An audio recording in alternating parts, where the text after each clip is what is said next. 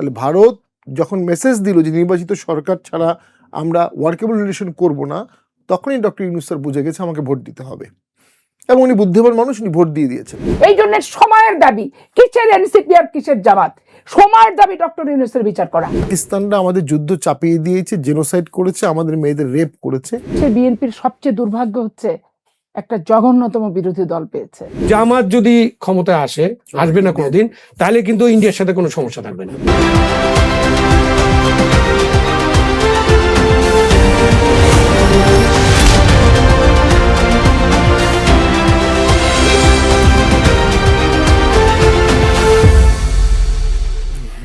দর্শক, আপনাদের সবাইকে আমন্ত্রণ জানাচ্ছি আজকের কালের সংলাপে। আপনাদের সাথে আছি আমি শালীন সুমি। আওয়ামী লীগ ও অন্তর্বর্তী সরকারের রেখে যাওয়া ভঙ্গুর অর্থনীতি সামলে 6 মাস পার করল বিএনপি সরকার।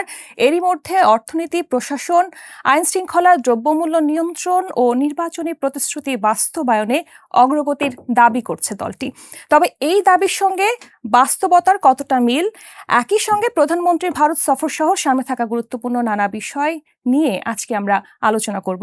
আলোচনায় অংশ নিতে আমাদের স্টুডিওতে উপস্থিত আছেন জাতীয় পার্টির মহাসচিব ব্যারিস্টার শামীম হায়দার পাটোয়ারি, তার পাশেই আছেন বাংলাদেশ সুপ্রিম কোর্টের আইনজীবী অ্যাডভোকেট সৈয়দা আসিফা আশরাফি পাপিয়া, এবং আমার ঠিক পাশেই আছেন সাবেক সচিব আবু আলম মোহাম্মদ শহীদ খান। আপনাদের তিনজনকে আমন্ত্রণ আমাদের আজকের কালের সংলাপে। দর্শক, আমাদের আজকে বিষয় নির্ধারণ করা হয়েছে সরকারের 6 মাস ও ভারত সফর। আলোচনা আমি শুরু করতে চাই পাপিয়া আপা আপনাকে দিয়ে। বিএনপির 5 বছর মেয়াদী সরকারের জন্য 6 মাস পূরণ করলো, অর্থাৎ 10 ভাগের 1 ভাগ। এই 6 মাসে প্রধানমন্ত্রীর পরিমিত ও সহিংস আচরণ অনেক প্রশংসিত হয়েছে। সংসদ সদস্যদের করমুক্ত গাড়ি আমদানি ও প্লট সুবিধা বন্ধে সংসদের প্রথম অধিবেশনে তার ঘোষণা প্রয়োজনীয় রাজনৈতিক বার্তাও দিয়েছে। নির্বাচনী ইস্তেহার অনুযায়ী ফ্যামিলি কার্ড ও কৃষক কার্ডের মতো উদ্যোগ আলোর মুখ দেখতে শুরু করেছে। সবকিছু মিলিয়ে বর্তমান সরকারকে আপনি কিভাবে মূল্যায়ন করবেন? আমার সহ আলোচক শামীম হায়দার পাটোয়ারি সহ আমার শ্রদ্ধেয় বড় ভাই এবং আজকে যে উপস্থিত আছে অ্যাঙ্কর, আমি শুভেচ্ছা, এবং আজকে যারা এই টকশোটা দেখবেন প্রত্যেকের প্রতি অভিনন্দন জানিয়ে আমি আপনার প্রশ্নের উত্তর দিচ্ছি।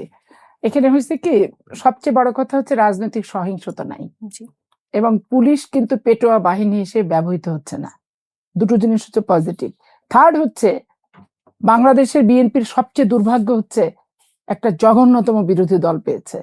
এটা বাংলাদেশের মানুষেরই দুর্ভাগ্য, এবং তারা যে রাষ্ট্রকে অস্থিতিশীল করার জন্য, হঠকারিতা করার জন্য, এবং বিভিন্ন ক্ষেত্রে এমন ভাব করছে যে গাড়িতে বসে থাকবেন তারেক রহমান সাহেব আর স্টিয়ারিং থাকবে তাদের হাতে। এই স্টিয়ারিং তাদের হাতে রাখার জন্য তাদের যে বডি ল্যাঙ্গুয়েজ, কথাবার্তার যে অ্যাডামেন্ট অ্যাটিটিউড নেগেটিভলি, এবং দেশকে বিভ্রান্তকর একটা মেসেজ দেওয়ার ব্যাপারে তারা প্রচন্ড তৎপর, এবং অস্থিতিশীল করার ব্যাপারে খুবই সক্রিয় তারা। এই জিনিসটা বাংলাদেশের প্রধানমন্ত্রী তারেক রহমান সাহেবকে মাঝে মধ্যেই এটা প্রেস কনফারেন্স করতে হবে, করে এটা ক্লিয়ার করতে হবে তাদের এই আচরণগুলো। রাজনৈতিক অ্যাটিটিউড নেগেটিভ এবং এক্সট্রিম, সেটাকে রাজনৈতিকভাবেই কিন্তু মোকাবেলা করতে হবে। জনাব তারেক রহমান সাহেব একদিকে যেমন গণপ্রজাতন্ত্রী বাংলাদেশ সরকারের প্রধানমন্ত্রী, সেটা তার দায়িত্ব যেমন আছে, ঠিক তেমনি ভাবে উনি বাংলাদেশ জাতীয়তাবাদী দলের চেয়ারপারসন, সেই দায়িত্বটা ওনাকে পাশাপাশি সমানভাবে পালন করতে হবে। তাহলে সাংগঠনিকভাবে যারা অপপ্রচার চালাচ্ছে তারা মোকাবেলা হবে এবং তারা উত্তরটা পাবে, আর পাশাপাশি রাষ্ট্র স্মুথলি রান করবে। এখন রাষ্ট্র স্মুথলি রান করার পাশ্চাত্যে কতগুলো সীমাবদ্ধতা আছে, যেমন অর্থনৈতিক সীমাবদ্ধতা। অনেক এলিব্রেট বলেন, এটা বলেন, সেটা বলেন, বিগত সরকার উন্নয়নমূলক যে কর্মকাণ্ডগুলো করেছে, উচ্চ সুদের ঋণের ব্যাপার আছে, ঋণ পরিশোধের ব্যাপার আছে, তারপরে আপনার অন্তর্বর্তীকালীন সরকার এরা তো শুধু খেয়ে পড়ে লুটে পুটে নিজেদের সবকিছু ক্লিয়ার করে তারা গেছে, এবং তাদের বিপক্ষে যারা কথা বলেছে, রাজনৈতিক কর্মী বাদ দিয়ে সাংবাদিক বলেন, সুশীল সমাজ বলেন, তাদেরকে সে জেল খাটিয়েছে, ধরে নিয়ে গেছে। আমি আজকে আমার পাশে যে আলোচক আছেন, আমি রাজনীতি করি, আমি 80টা মামলার আসামি, জেল খেটেছি, অদূর ভবিষ্যতে মৃত্যুর আগ পর্যন্ত অনেকবার জেলে যাব, এটা আমি স্বাভাবিক প্রক্রিয়া। উনি জেলে কেন যাবেন? ওনার সাথে আমার একটা টকশো হয়েছিল, আপনার সমাজ এই টকশোটা পরিচালনা করতো চ্যানেলে, এবং উনি সেদিন আমলাদেরকে, অধীনস্থ আমলাদেরকে যেভাবে উনি কঠিন ভাষায় মন্তব্য করছেন, বক্তব্য দিচ্ছেন, আমি তো তখন মনে করছিলাম যে আওয়ামী লীগের আমলে উনি জেলে যাবে।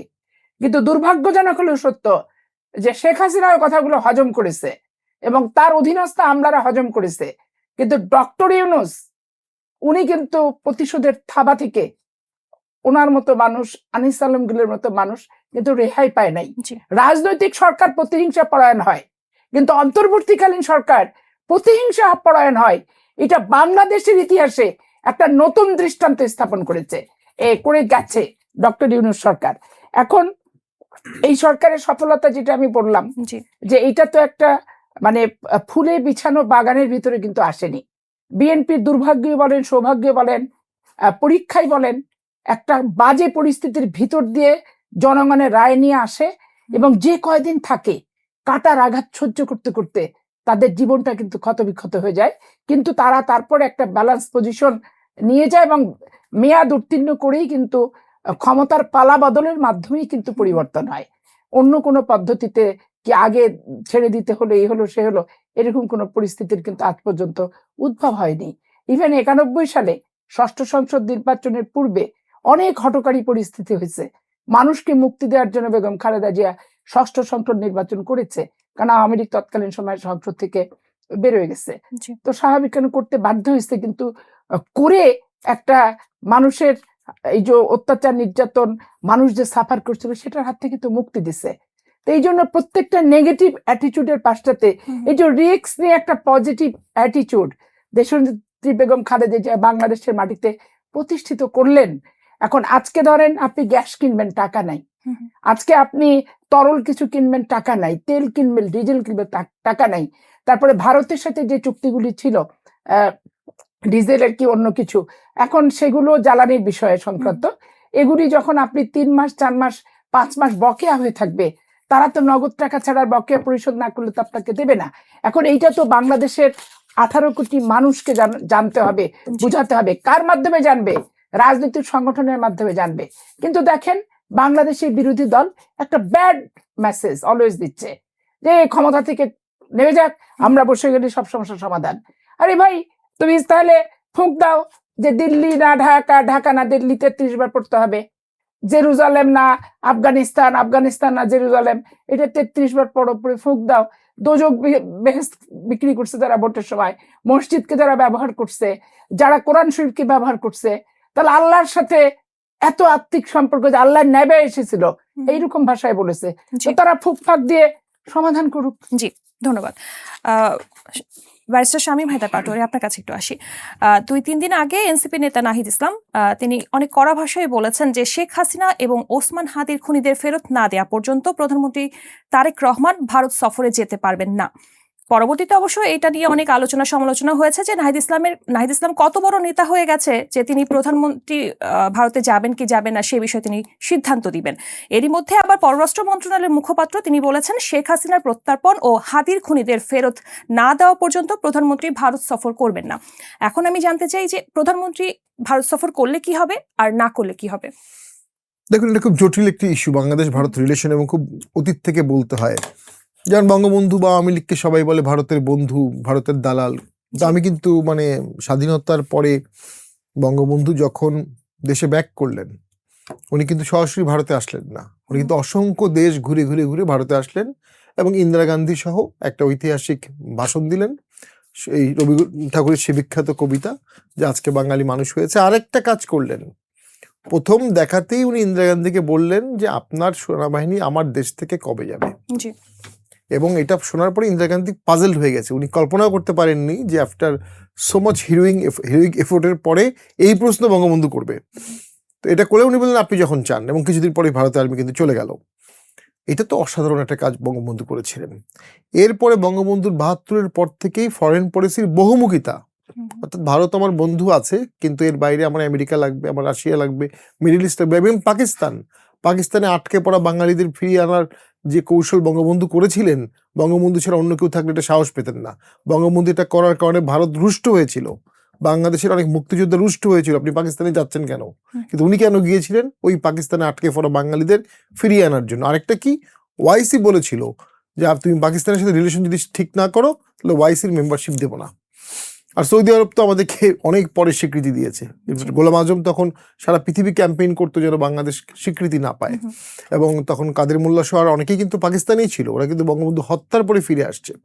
বঙ্গবন্ধু হত্যার পরে পাকিস্তান একটা অফিসিয়াল রেকর্ডে এটা বলেওছে 2 পাকিস্তান আবার এক হওয়ার সম্ভাবনা দেখা গেছে, কিন্তু সেই সময় জিয়াউর রহমান বা অন্য যারা ছিলেন তারা কখনোই ওইটা চিন্তা করেন 2 পাকিস্তান এক হওয়ার কোনো পরিকল্পনা কখনোই তাদের ছিল না। জিয়া নিজেও মুক্তিযোদ্ধা ছিলেন।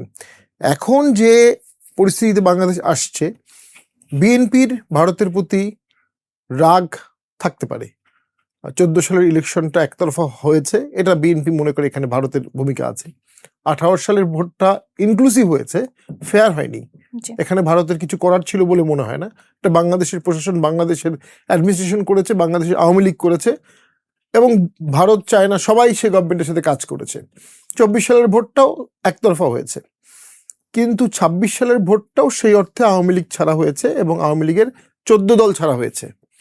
ভারত যদি 26 সালের এই সরকারকে স্বীকৃতি না দিত, অভিনন্দন না জানাতো, তাহলে বিএনপি বলতে পারতো ভারত সম্পূর্ণ একটা দল নিয়ে বাংলাদেশকে চিন্তা করে। এখন যেটা বোঝা যাচ্ছে না, ভারত বাংলাদেশকে নিয়েই চিন্তা করে, এবং সেখানে হাদি বা শেখ হাসিনা এই ফ্যাক্টরের উপর দুটি দেশের সম্পর্ক নির্ভর করতে পারে না। দুটি দেশের সম্পর্ক অনেক বিস্তৃত। জি। নাহিদ সাহেব যদি এটা বলতেন ভারত থেকে ডিজেল নিব না এই দুটো শর্ত না হলে, এটা তো বলতে পারবেন না, কিন্তু ভারত থেকে মরিচ নিব না এটা বলতে পারবে না, পেঁয়াজ নেব না এটা বলতে পারবে না, ভিসা বন্ধ করে দেন যাবো না এটা বলতে পারবে না, ক্যান্সার রোগীকে বলতে পারবে না ভারত যেন না, শেখ হাসিনাকে ফেরত না দেওয়া পর্যন্ত ক্যান্সার রোগী কেমো নেবে না। যে পরিমাণ ক্যান্সার রোগী ভারতে কেমো নেয়, ওই পরিমাণ কেমো দেওয়ার ক্ষমতা বাংলাদেশের নাই। মানে কোয়ালিটি কেমোর কথা আমি বাদ দিলাম, জাস্ট বেসিক কেমো। আরও যেগুলো advance, liver transplant, heart, kidney transplant, এগুলো তো অনেক অ্যাডভান্স বিষয়, আর এগুলো একদিনে করাও যাবে না। আপনি $1 ট্রিলিয়ন দিলেও 2-4-5 বছর পারবেন না। পেশাদারিত্বও নাই, সেই লাইন আপটাও নেই, নার্স থেকে শুরু করে সে ওষুধের। তো ওই সাধারণ মানুষের কথাগুলো চিন্তা না করে কেউ যদি বলে দিল্লি না ঢাকা 7 সিস্টার উড়িয়ে দিব, ক্যালকাটা হেঁটে হেঁটে গ্রহণ করব, ওটা হচ্ছে একটা ভ্যাসেল স্টেট করার পায়তারা ছিল। একটা বড় চক্র বাংলাদেশে কাজ করে। আপনি দেখবেন গত 2 বছরে ডক্টর ইউনূস স্যার হতে দেননি, আমি বলবো তিনি এদিক থেকে শক্ত ছিলেন, তিনি ভোট করেছেন, সংবিধান সাসপেন্ড করে দেননি, তিনি কিন্তু মোটামুটি দেশ বাঁচিয়েছেন এটা বলবো। কিন্তু তার আশেপাশের লোকজনরাই কিন্তু বাংলাদেশকে একটা ভ্যাসেল রাষ্ট্র করার চেষ্টা করেছে, ভারতের সাথে যুদ্ধ লাগানোর চেষ্টা করেছে, ভারতকে যুদ্ধে প্রভোগ করেছে ইউনূস আমলে, কিন্তু ভারত সেই যুদ্ধে প্রভোকেশনে সে পা দেয়নি। ভারত একটাই কথা বলেছে, নির্বাচিত সরকার, নির্বাচিত সরকার, নির্বাচিত সরকার, এবং সেই নির্বাচিত সরকারে ভারতের যে ইনসিস্টেন্ট, এটা বাংলাদেশে দ্রুত ভোট হতে হেল্প করেছে। বিএনপিকে এটা বুঝতে হবে, আমি 2 মিনিট সময় নিব, বিএনপিকে এটা বুঝতে হবে, ভারত যদি ইউনূস সরকারকে মেনে নিত, মনে নিত, ওয়ার্কেবল রিলেশন করতো, উঠা বসা করতো, ট্রেড করতো, ট্রিটি করতো, বাংলাদেশে 5 বছরে ভোট হতো না, 5 বছর 10 বছর হতে পারতো। তাহলে ভারত যখন মেসেজ দিল যে নির্বাচিত সরকার ছাড়া আমরা ওয়ার্কেবল রিলেশন করব না, তখনই ডক্টর ইউনূস স্যার বুঝে গেছে আমাকে ভোট দিতে হবে, এবং উনি বুদ্ধিমান মানুষ, উনি ভোট দিয়ে দিয়েছেন। সে কারণে কিন্তু সেই দ্বন্দ্বের বাই প্রোডাক্ট বিএনপি, মানে ডক্টর ইউনূসের সাথে ভারতের দ্বন্দ্বের বাই প্রোডাক্ট বিএনপির আছে গভর্নমেন্ট। বিএনপি জনপ্রিয়তা আছে, কিন্তু ভোটটা তো হতে হতো। সেই বিএনপি ক্ষমতায় আসার পরে ভারতের সাথে ওয়ার্কেবল রিলেশন করতে হেজিটেন্ট করবে, ইভেন লোক দেখানো হলেও, আমি মনে করি এটা অপেশাদার সুলভ। কারণ বিএনপির জনপ্রিয়তা আছে, প্রচুর বড় বড় রাজনীতিবিদ আছে, ছিল। বিএনপির সবসময় অতীতে একটা জিনিস পুরোপুরি ছিল না, সেটা হচ্ছে ভারতের ফ্রেন্ডশিপ, যেটা অনেকেই বলতে পারে যে কারণেই অনেক সময় আওয়ামী লীগের সাথে ভারতের সম্পর্ক বেশি ছিল। 91 থেকে 96 গঙ্গা চুক্তি হয়নি, কিন্তু গঙ্গা চুক্তি হয়ে গেল 97 সালে। সেম ফর শান্তি চুক্তি, সেটা 91 থেকে 96 হয়নি, হলো 98-2000 সালে আওয়ামী লীগের আমলে। বাট ওই দৃষ্টিভঙ্গি থেকে ভারত বের হয়ে আসতে হবে। ভারতকে এখন বাংলাদেশের মানুষের সাথে আত্মিক সম্পর্ক গড়তে হবে, এবং সেই জন্য সে বিএনপির সাথে কাজ করতে চায়। আন্তরিক অভিনন্দন জানিয়েছে, রেড গালিচা দেবে। এখন এই ইনভাইটেশনটাকে আপনি শর্ত দিয়ে বেঁধে ফেললেন, আপনি তো দেশের $1 ট্রিলিয়ন ক্ষতি করতে যাচ্ছেন। আমি বিনয়ের সাথে বলবো, দেশের $1 ট্রিলিয়ন ক্ষতি করতে যাচ্ছেন, এবং দেশের দ্রব্যমূল্যের দাম বৃদ্ধি করতে যাচ্ছেন। দেশের জব কাট হবে, কারণ যখন বিদেশিরা বাংলাদেশে ইনভেস্ট করবে, যখন সে দেখবে যে বাংলাদেশের সাথে ভারতের যাতায়াত সম্পর্ক নাই প্রাইম মিনিস্টার লেভেলে, আমি এখানে কি ইনভেস্ট করব? আমি ইনভেস্ট করবো এখানে, আমার প্রোডাক্ট একটা আনতে হবে ভাইয়া দিল্লি হয়ে, দিল্লি বন্ধ করে দিলে আমার কি হবে, ক্যালকাটা বন্ধ করে দিলে কি হবে? যারা ফরেন ইনভেস্টর তারা তো রিজনাল পলিটিক্সটাও দেখবে। সেইখানে আমি মনে করি নতুন সরকারের অঢেল টাকা তো সরকারের নাই, আসবেও না, এবং সামনের দিকে ট্যাক্স এবং ভ্যাট এমনভাবে চাপানো হবে, মানুষকে নির্যাতন করা হবে, এটা আমরা আমাদের চোখের সামনে দেখছি। এই সরকারের সামনে খুব সহজ দুটো সমাধান ছিল। একটা হচ্ছে রাজনৈতিক সহাবস্থান, ওইখানে আপনি শর্ত দিতে পারেন এই শর্তে সহাবস্থান হবে। জি আরেকটা হচ্ছে ভারত যেহেতু আগ্রহী, ভারতের সাথে সুসম্পর্ক করে ফেলা। এই দুটো করতে আপনার একটি পয়সাও খরচ হতো না, কিন্তু আপনি পলিটিক্যালি ইকোনমিক্যালি দেশটাকে এক লাফে অনেক দূর আগায় নিতে পারতেন। মাননীয় প্রধানমন্ত্রী দ্বিধাদ্বন্দ্বে পড়ে গেছেন, তার জি। কারণ হচ্ছে তার একদিকে জামাত এনসিপি, আবার নিজের দলের একটা ফ্র্যাকশন। উনি হয়তো বা এখানে ভাবছেন যে তার নিজের ইমেজ বা জনপ্রিয়তা বা চিপ পপুলারিটিতে ফাটা পড়তে পারে। চিপ পপুলারিটিতে দেশ কেউ চালাতে পারবে না। জিয়াউর রহমানও সস্তা পপুলারিটিতে দেশ চালাননি। উনি ভারত গিয়েছিলেন, আওয়ামী লীগ রিভাইভ করেছেন, জামাতও রিভাইভ করেছেন। হ্যাঁ, উনি কঠোরভাবে দেশ চালিয়েছিলেন এবং যেখানে দরকার নিষ্ঠুরও হয়েছিলেন ফর গুড কজ। তো উনি কিন্তু দেশ চালাতে কখনো হেজিটেট করেননি কোনো ডিসিশন নিতে। আমি মনে করি অবশ্যই ভারতের সাথে যে বরফ গলেছে, ভারত যে বরফ গলিয়ে দিয়েছে, এটাকে আপনি আবার জমাট বাঁধাবেন না, কারণ জমাট বাঁধালে ভারতের বিভিন্ন দিক থেকে আমাদের ডিস্টার্ব করার সুযোগ আছে, এবং সেটা আমরা বুঝবো না ভারত করছে, কিন্তু আমরা অনুভব করব। এই দেখেন মায়ানমারে কালকে বলেছে 10 লক্ষ রোহিঙ্গা নাকি বাঙালি। এই যে মায়ানমার বললো রোহিঙ্গারা বাঙালি, পৃথিবীর কোন দেশ আমাদেরকে এটাকে সাপোর্ট করে করিয়ে দিবে? পশ্চিমবঙ্গ তো বাংলা ভাষায় কথা এটাই, রোহিঙ্গাদের বাঙালি বলছে মানে তারা রোহিঙ্গা নিবে না। জি তো এই জিনিসগুলোকে ব্রডার পার্সপেক্টিভে দেখে যখন নাইবারের সাথে আপনার ওয়ার্কেবল রিলেশন থাকবে, হুম হুম, তখন আপনি অন্য সমস্যাগুলো সমাধান করতে পারবেন। জি যখন থাকবে না, তখন অন্যান্য সমস্যাগুলো দানব আকার ধারণ করবে। জি ধন্যবাদ। মোহাম্মদ শহীদ খান, বিএনপি কি দেশের স্বার্থ ও নিজেদের কূটনৈতিক বিবেচনা থেকে স্বাধীনভাবে ভারত নীতি নির্ধারণ করতে পারছে, নাকি পাকিস্তানপন্থী একটি মহলের চাপ সেখানে প্রভাব ফেলছে? একটি প্রশ্ন। এবং আরেকটি জিনিস জানতে চাই যে আপনি কি মনে করছেন প্রধানমন্ত্রী ভারত সফরের ব্যাপারে বাংলাদেশের যে সিদ্ধান্ত সেটি কি ঠিক আছে কিনা? সিদ্ধান্ত ফাইনাল না, যেটি সিদ্ধান্ত নিতে যাচ্ছে আমি প্রধানমন্ত্রী, জানি না। সিদ্ধান্ত যেটি সিদ্ধান্ত নিতে যাচ্ছে যে ভারত নিয়ে সফরে যেটা যাবেন কি আলোচনা যাবেন আমরা না, হ্যাঁ, যে শুনছি যে আলোচনাটা যাবেন হচ্ছে, কি যাবেন না হ্যাঁ, বা যাবেন না, জি। এরকম যাবেন না দিকে হয়তো একটু ভারীটা বেশি। এখনো বলতে পারছি না, এখনো বলতে পারছি মানে না, আলোচনা কেননা হচ্ছে আর কি। ওখানে আলোচনা চলছে, এবং এবং আপনি দাবি যেটা জিজ্ঞাসা হুম, করছিলেন যে এই সিদ্ধান্ত তারা তো শর্ত কি? রেখেওছে, আবার শর্ত যদি পূরণ হয় হয়তো বা যাবে, শর্ত যদি না পূরণ হয় যাবে না, বলতে পারছি না। আসলে শর্ত দিয়ে তো শর্তগুলো আলোচনা করা যেতে পারে। জি শর্তগুলো আপনি জিজ্ঞেস করতে আমি ওখানে আসবো। জি ধরেন বাংলাদেশের প্রধানমন্ত্রী, মানে বাংলাদেশের যারাই প্রধানমন্ত্রী হন বা যারা পার্লামেন্ট মেম্বার হন, প্রত্যেকে মনে হয় একটা শপথ নেন, এবং সেই শপথের একটা বাক্য বলি, রাগ অনুরাগ বিরাগের বশবর্তী হয়ে কিছুই করব না। জি ঠিক আছে? তো কোট আনকোট রাগ অনুরাগ বিরাগের বশবর্তী হয়ে কিছু করবেন না, দেশও করবেন না, রাজনৈতিক দলের সাথেও করবেন না, কোনো মানুষের সাথে করবেন না, কোনো বিদেশি রাষ্ট্রের সাথে করবেন না। জি সো ওইখানে আপনাকে এই জিনিসটা মাথায় আসতে হবে। মানে 55 বছর ধরে বাংলাদেশের রাজনীতিতে India is a card, India card খেলা হয়। হ্যাঁ? ভারত বিরোধিতা আছে আমাদের, যেহেতু আমরা এক সময় আমাদের দাদারা পাকিস্তানের সময় পাকিস্তান আন্দোলনের সমর্থক ছিলেন, সেই কারণে তো মানে পাকিস্তান তো হওয়ারই কথা ছিল না। যদি পূর্ববঙ্গের মানুষরা ভোট দিয়ে মুসলিম লীগের শাসন কায়েম না করতো 1935 সালের পরে, আপনি চিন্তা করেন তখন বিরোধ বাংলার পরপর 3 জন প্রধানমন্ত্রী বাঙালি এবং মুসলমান, পরপর 3 জন। এবং এই যে তাদের জন্য তাদেরকে বাদ দিয়ে জিন্না পাকিস্তান ঠিক করে ফেলছে। পাকিস্তান নামের মধ্যে বাংলাদেশ পূর্ববঙ্গ নামে কিছু নাই। তো আমরা ছাড়া পাকিস্তানও হতো না। এই যে পাকিস্তান হলো, পাকিস্তান আন্দোলনের পক্ষে যে মানুষগুলো ছিল তারা এবং তাদের একটা অংশ যারা পাকিস্তানের প্রেমে মত্ত ছিল, যারা দেখতে পারেনি যে পাকিস্তানের আয়না দিয়ে দেখতে পারেনি যে পাকিস্তান আমাদের সাথে কি কি করছে, অনেক কিছুই করছে যেগুলো আজকের আলোচনার বিষয় নয়। যার কারণে তো আমাদের একটা স্বাধীনতা যুদ্ধ পর্যন্ত যেতে হয়েছে।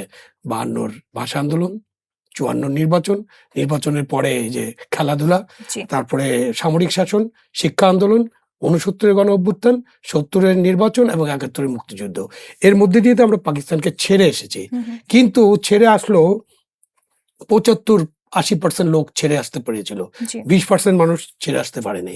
তো বাংলাদেশ হওয়ার পরে এই 20% মানুষ তাদের কাছে অর্থবিত্ত ছিল, এবং পাকিস্তান প্রেম যাদের ছিল তারা মূলত সমাজের উপরতলার মানুষ, তাদের তাদের জি এলিট এবং ওই যে সমাজের উপরতলা, চেয়ারম্যান, মেম্বার, জোরদার, জমিদার, নবাব, এই টাইপের মানুষজন। তো তাদের অর্থবিত্ত তারা পরে ব্যবহার করা শুরু করলো বাংলাদেশের বিরুদ্ধে, এবং তারা এই রাজনীতিটা করছে। এবং মানুষকে সবসময় বোঝানো হয় যে ভারতের সাথে আমাদের শত্রুতা, ভারত পাকিস্তান ভেঙেছে, ভারত আমাদেরকে শোষণ করার জন্য এই দেশটা তৈরি করে দিচ্ছে, এই নানান কথা যেটা শামীম বললেন না, হুম, আপনি শোনার সময় মনে হচ্ছিল যে আপনি এখনো জার্মানিতে আপনি যদি চেক করেন বা যে কোনো জায়গায় যদি আপনি চেক করেন, জি আমেরিকান সোলজার্সরা তো আছেন নাকি যায়নি। 1945 দ্বিতীয় বিশ্বযুদ্ধ, জার্মান একটা স্বাধীন রাষ্ট্র, এবং জার্মানিতে মাইট কিন্তু ইউরোপের নেতা, তারা ওখান থেকে এখনো আমেরিকান সৈন্যরা যায়নি। বাংলাদেশ থেকে বঙ্গবন্ধু শেখ মুজিবুর রহমান তার জন্মদিনে 17 মার্চ 1972-এর মধ্যে সৈন্য চলে গেছে জি 3 মাসের মাথায়, 3 মাস, একদম 3 মাস একদিনের মাথায়। তো এটা একটা, ওই যে কেউ বলেন, ওই ফুয়াদ সাহেবও বলেন বঙ্গবন্ধু দ্বিতীয়বার দেশ স্বাধীন করছে, একবার 16ই ডিসেম্বর হয়েছে, একবার 17ই মার্চ হয়েছে। 16ই ডিসেম্বরের স্বাধীনতা মানি না কেন, তখনও ইন্ডিয়ান আর্মি দেশে ছিল। 17ই মার্চ তাহলে স্বাধীনতা দিবস করেন, আমার কোনো অসুবিধা নেই, করতে পারেন।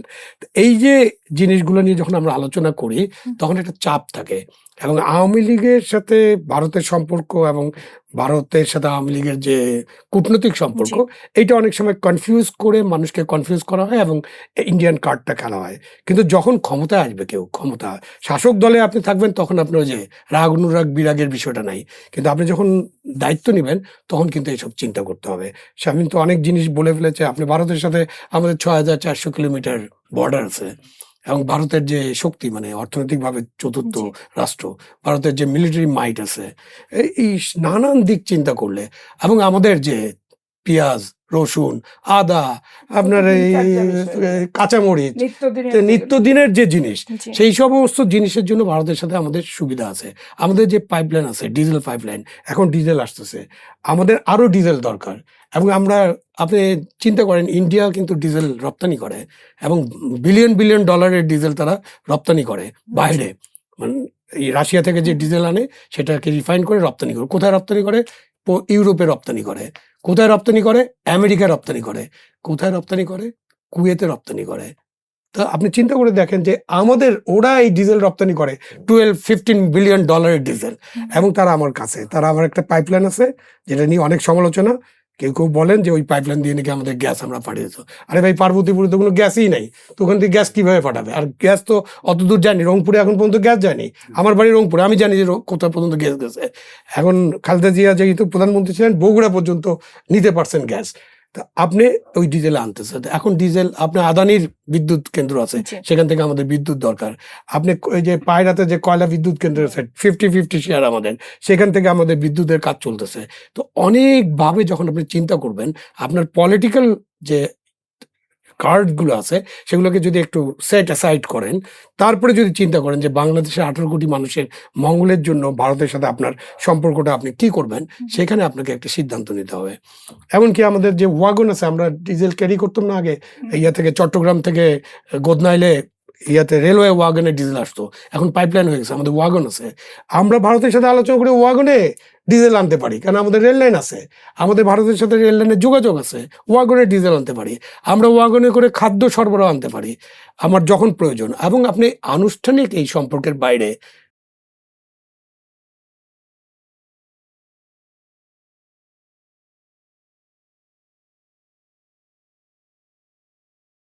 ভারতের যে অনানুষ্ঠানিক যে মার্কেট আছে, জি সেটা তো চলতেই আছে, সেটা কে বন্ধ করতে পারবে?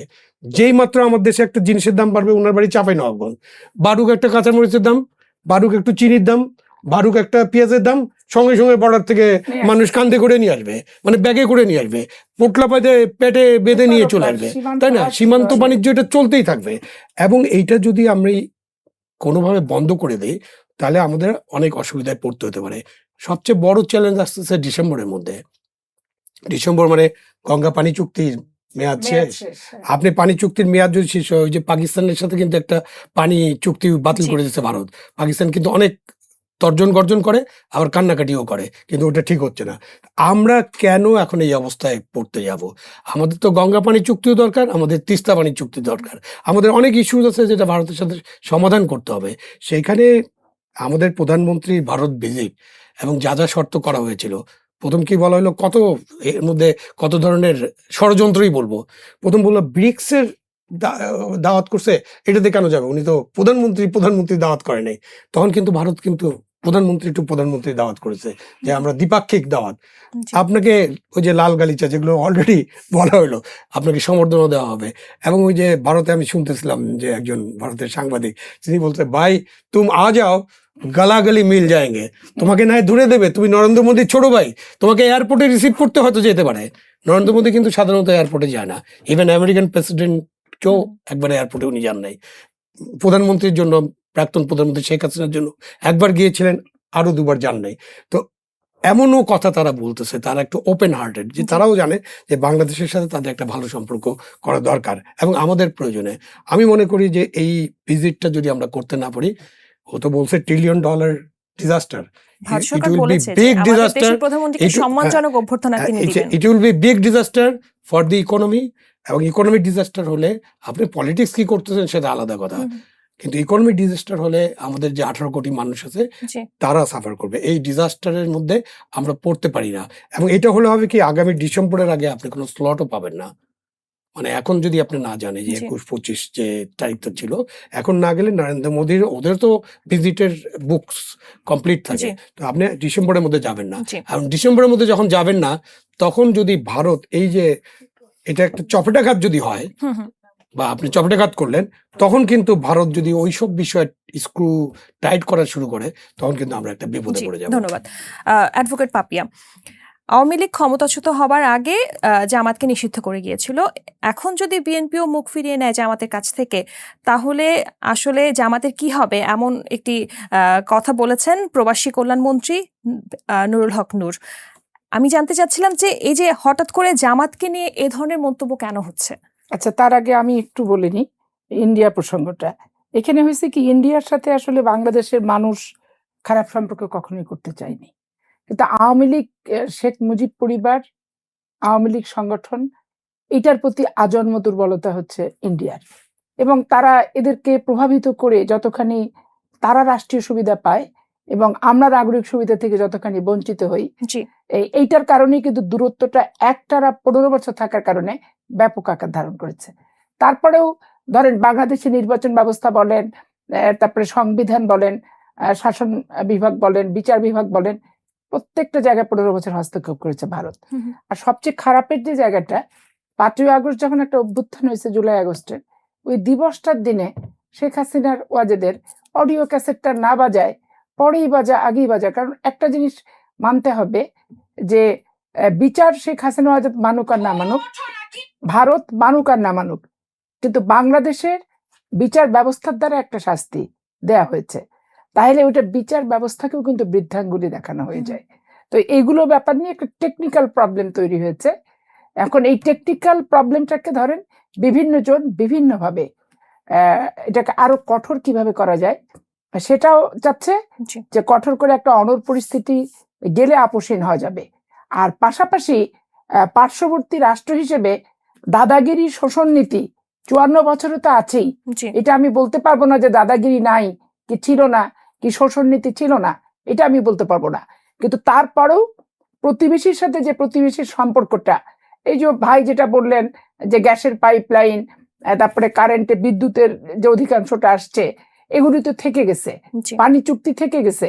আমি 42,000 কিউসেক পানি 30 বছরের চুক্তিতে কোনোদিনই পাইনি, কিন্তু তারপরে চুক্তি তো একটা ছিল। তো এগুলো কিন্তু থেকে গেছে। এখন যেটা ব্যাপার, ভারতকে উপলব্ধির একটা বিষয় আছে যে আসলে যেটা করেছে 54 বছর, এটা আর করা যাবে না। মানুষ তো সচেতন হয়েছে প্রথমত। আর দ্বিতীয়ত, বাংলাদেশের বর্তমান সরকারকে, যেমন ফুয়াদ যখন তখন ক্যান্টনমেন্ট অ্যাটাক করে, বক্তৃতা দেওয়ার আগে রাষ্ট্রের একটা স্তম্ভকে জি অ্যাটাক করাটা নাগরিক হিসেবে এটা কতটুকু, হাত তালি পেলাম আর বক্তৃতা দিলাম, এটা চলে না। তারপর হাসনাত আব্দুল্লাহ, সে চলে যাচ্ছে ভারতের বিরুদ্ধে যুদ্ধ ঘোষণা করতে। হ্যাঁ, তো এই যে ব্যাপারগুলি, জি এখন রাজনৈতিক দলের যে ম্যাচুরিটি, সংগঠন করতে করতে ম্যাচুরিটিটা বাড়ে এবং ম্যাচুরিটিটা নেতৃত্ব তৈরি করে। এখন এদের জন্ম তো ডক্টর ইউনূসের আমলে। এখন ডক্টর ইউনূসের আমলে একটা হঠকারী পরিবেশ, তখন থেকে শুরু করে এরা হটকারিতাই করছে, এবং বৃদ্ধাঙ্গুলি দিয়ে যখন ইন্ডিকেট করে যে বর্তমান প্রধানমন্ত্রী ভারতে গেলে এটা হয়ে যাবে সেটা হয়ে যাবে, এরকম একটা পরিবেশ তো করে ফেলবে, তারা বিশৃঙ্খল করে ফেলবে, ক্ষমতায় রাখতে পারবো না, থাকতে পারবো না। আরে ক্ষমতায় তো বসাইছে জনগণ, এখন জনগণ যদি গ্যাস না পায়, বাকিতে ধারে গ্যাসটা আনার দায়িত্ব কার? সরকারের। এখন ভারত থেকে পাবো না, নেপাল থেকে পাবো, চায়না থেকে পাবো না, কোরিয়া থেকে পাবো, তো সেটা তো সরকারের একটা সুস্থ সিদ্ধান্ত নেওয়ার পরিবেশ রাজনৈতিক বিরোধী সংগঠনগুলা এবং বাংলাদেশের যারা বিশেষজ্ঞ আছেন এই লাইনে, সেটা তো একটা সুপরামর্শ দিতে হবে। শুধু সবকিছুতে যুদ্ধ ঘোষণা করলে তো হবে না। ভারতের সাথে বিএনপির যে সম্পর্কের অধঃপতন, এটা বরফটা যতদিন বরফ থাকবে লাভবান কেউ হবে না, বরফটা গলাতে হবে, এটা ঠিক। তো বরফ গলাতে গেলে সফর হতে হবে, সেটা ঠিক, কিন্তু সফরটা হচ্ছে কবে, হবে কিভাবে, এগুলা হচ্ছে একটা ব্যাপার। তাছাড়া বাংলাদেশের যে প্রবলেমগুলো ভারতের সাথে জড়ায় আছে, এগুলোর সমাধানের জন্য কিন্তু এটা সফরটা প্রয়োজন। এখন সফরের ক্ষেত্রে জামাত ইসলাম এনসিপি যে স্ট্যান্ডটা নিচ্ছে, তাদেরকে স্পষ্ট করে আমি জানাতে চাই যে অঙ্গরপোতা দাহগ্রাম তালপট্টি নিয়ে প্রথম রাষ্ট্রপতি জিয়াউর রহমানই কিন্তু সোচ্চার, এবং রাষ্ট্রপতি জিয়াউর রহমান তাকে জীবনও কিন্তু দিতে হয়েছে আপনার চট্টগ্রামের সার্কিট হাউসের 1 নম্বর কক্ষে। আবার পাশাপাশি উনি এত বহুদলীয় গণতন্ত্রে বিশ্বাসী ছিলেন যে শেখ হাসিনা আজাদকে বাংলাদেশে আসারও কিন্তু অনুমতি দিয়েছে, এবং বাংলাদেশে আসার 17 দিনের মাথায় উনি শহীদ হয়েছেন, শাহাদাত বরণ করেছেন। তো এটা হচ্ছে বাস্তবতা যে বিএনপি বন্ধুত্ব চায় কিন্তু প্রভুত্ব না। কিন্তু আমি একটি প্রশ্ন করতে চাই, বেশ কিছু রাজনৈতিক নেতাকর্মীরা বলতে শুনেছি মাঝে মধ্যে ভারত বিদেশি মন্তব্য তারা করেন, তো এই ক্ষেত্রে কি ভারত বাংলাদেশ সম্পর্কে কোনো প্রভাব পড়বে কিনা? ভারত বিরোধী মন্তব্যের অনেক কারণ আছে, কূটনৈতিক সম্পর্কে অনেক কারণ আছে। ভাই যেমন যেটা বললেন, শামীম পাটোয়ারি বললেন যে 3 মাসের ভিতর শেখ মুজিবুর রহমান ভারতীয় সৈন্যগুলোকে প্রত্যাহার করার জন্য ভারতীয় সরকারকে নির্দেশ দিছে। আবার দেখেন যে বাংলাদেশের মানুষকে রিফিউজি করে ওই দেশে নিয়ে যে সাহায্য সহযোগিতা সব যে তাদেরকে খাওয়ায় টাওয়ায় রেখে টেখে তাদের নিজেদের স্বার্থেই করুক, যে একটা রাষ্ট্র যখন গোটা থাকে, যে পরিমাণ শক্তি থাকে, ভাঙলে অর্ধেক শক্তিকে মোকাবেলা করতে হয়, বৃহৎ শক্তিকে করতে হয় না। তাদের রাজনৈতিক স্বার্থ তারা নেবেই, কিন্তু যেটা করেছে তারা এখনো অনেকে বলে থাকে, দাবি করে, তো তার পরিপ্রেক্ষিতে ভারতের স্বার্থই ধরলাম 100%, বাংলাদেশের স্বার্থ 1%ও নাই। কিন্তু তারপরও আপনি প্রশ্নটা কি করলেন, এই যে বিভিন্ন রাজনৈতিক নেতাকর্মীরা ভারতের বিরুদ্ধে মন্তব্য করছে বা ভারত বিদ্বেষী যে মন্তব্যগুলো করছে, সেটা ভারত বাংলাদেশ সম্পর্কে কূটনৈতিক সম্পর্কে কোনো ভারত বিদ্বেষী মন্তব্যের ভিতরে হচ্ছে কি, বাস্তবিক অর্থে ভারত তো দাদাগিরি বাংলাদেশের উপর চালিয়েছে 54 বছর, বিশেষ করে 15 বছর খুব খুব নিকৃষ্ট ভাবে চালিয়েছে। 5ই জানুয়ারি 2014 এইভাবে সুজাতা এসে নির্বাচন করতে পারে? তারপরে ধরেন এই যে 1-11 আনলো, এতে কি ভারত 100% 1-11 আনার সপক্ষে তার অবস্থান? ওই যে 1-11 আনাটাই তো একটা গণতন্ত্রহীনতা, এবং এই 1-11 যে কুশীলব বাংলাদেশে যারা ছিল, তারাই কিন্তু শেখ হাসিনাকে দীর্ঘমেয়াদী ক্ষমতায়ন এবং স্বৈরাচার বানানোর ক্ষেত্রে অগ্রণী ভূমিকা কিন্তু পালন করেছে। তাহলে আজকে তাদের বিষয়গুলো কিন্তু, যে বিশেষ করে এই যে বিকল্প ধারা, এলডিপির অলি আহমেদ, তারপরে আরো যারা যারা ছিল এলডিপি পিডিপি, এগুলো দায় কিন্তু কম না। কিন্তু এখন এখানে হলো কি, এই যে গোলাম পরোয়ার সাহেব উনি, তারপরে ডক্টর শফিক সাহেব, এই যে তারা, শফিক সাহেব তো ক্ষমাই করে দিল প্রথম আওয়ামী লীগকে, অন্তর্বর্তীকালীন সরকার আসার পর আমি ক্ষমা করে দিলাম, জাতীয় ম্যান্ডেট নাই কিন্তু ক্ষমা উনি করে দিলেন। এই যে কথার কথা এরকম কিছু আস্ফালন দিয়ে থাকে। তবে এই ভারত বিরোধী আর ভারত সপক্ষের এই সমর্থন আর আস্ফালন দিয়ে তো রাষ্ট্র চলবে না, রাষ্ট্রকে রাষ্ট্রের মতো চিন্তা করতে হবে। দেখেন চায়নাকেও তো বাইডেন যে বলে আসছে বিদায়ের শেষ মুহূর্তে যে আপনি স্বৈরাচার, আবার মোদীকেও বলেছে আপনি স্বৈরাচার। কিন্তু আমার কথা হচ্ছে, সবাই সবার দেশের স্বার্থ বুঝবে, বর্তমান সরকারকে আমার দেশের স্বার্থ বুঝেই সম্পর্কটা করতে হবে, বন্ধুত্ব প্রভুত্ব ছাড়া। এইখানে পার্শ্ববর্তী রাষ্ট্র আপনি প্রতিবেশীতে বদলাইতে পারবেন না, এই জন্য বরফ যত তাড়াতাড়ি গলে ততই ভালো। জি আপা, আমি বিএনপির যে কথাটি বলেছিলাম যে বিএনপি জামাত থেকে মুখ ফিরিয়ে নিচ্ছে কিনা, এই প্রসঙ্গটি বারবার আসছে। ভিপি নূর ছোট করে একটু, আচ্ছা, বিএনপি জামাত থেকে মুখ ফিরানোর কিছু নাই আর জামাতকে ভালোবাসার কিছু নাই। তবে আমি মনে করি যে রাষ্ট্রপতি জিয়াউর রহমান স্বাধীনতার ঘোষক এবং সেক্টর কমান্ডার, প্রত্যক্ষ মুক্তিযুদ্ধে অংশগ্রহণকারী একজন ব্যক্তি।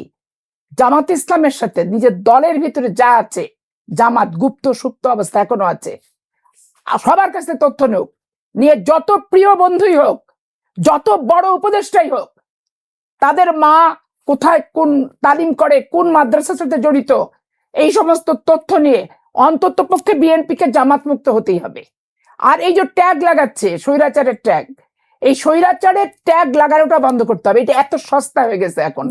দেখেন, আপনি কি আওয়ামী লীগ রাজনৈতিকভাবে আপনি তাদের কর্মকাণ্ড নিষিদ্ধ করছেন, কিন্তু লক্ষ লক্ষ কোটি কোটি মানুষের ভিতরে আওয়ামী লীগ যারা করে তাদের যে একটা সুপ্ত অনুভূতি আছে, এই অনুভূতিটা কি আপনি কোনো আইন দিয়ে, পৃথিবীর কোনো স্যাটেলাইট পদ্ধতির মাধ্যমে, কোনো স্বয়ংক্রিয় মেশিন দিয়ে অনুভূতিটাকে নষ্ট করতে পারবেন?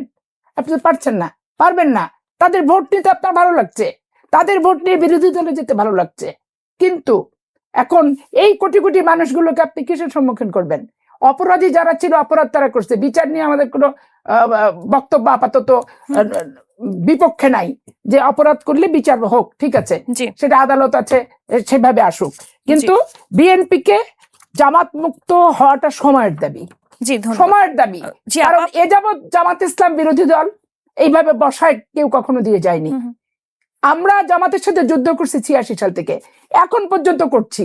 মনে হচ্ছে জীবনের কোনো পাপ ছিল, সেই পাপের প্রায়শ্চিত্ত করছি।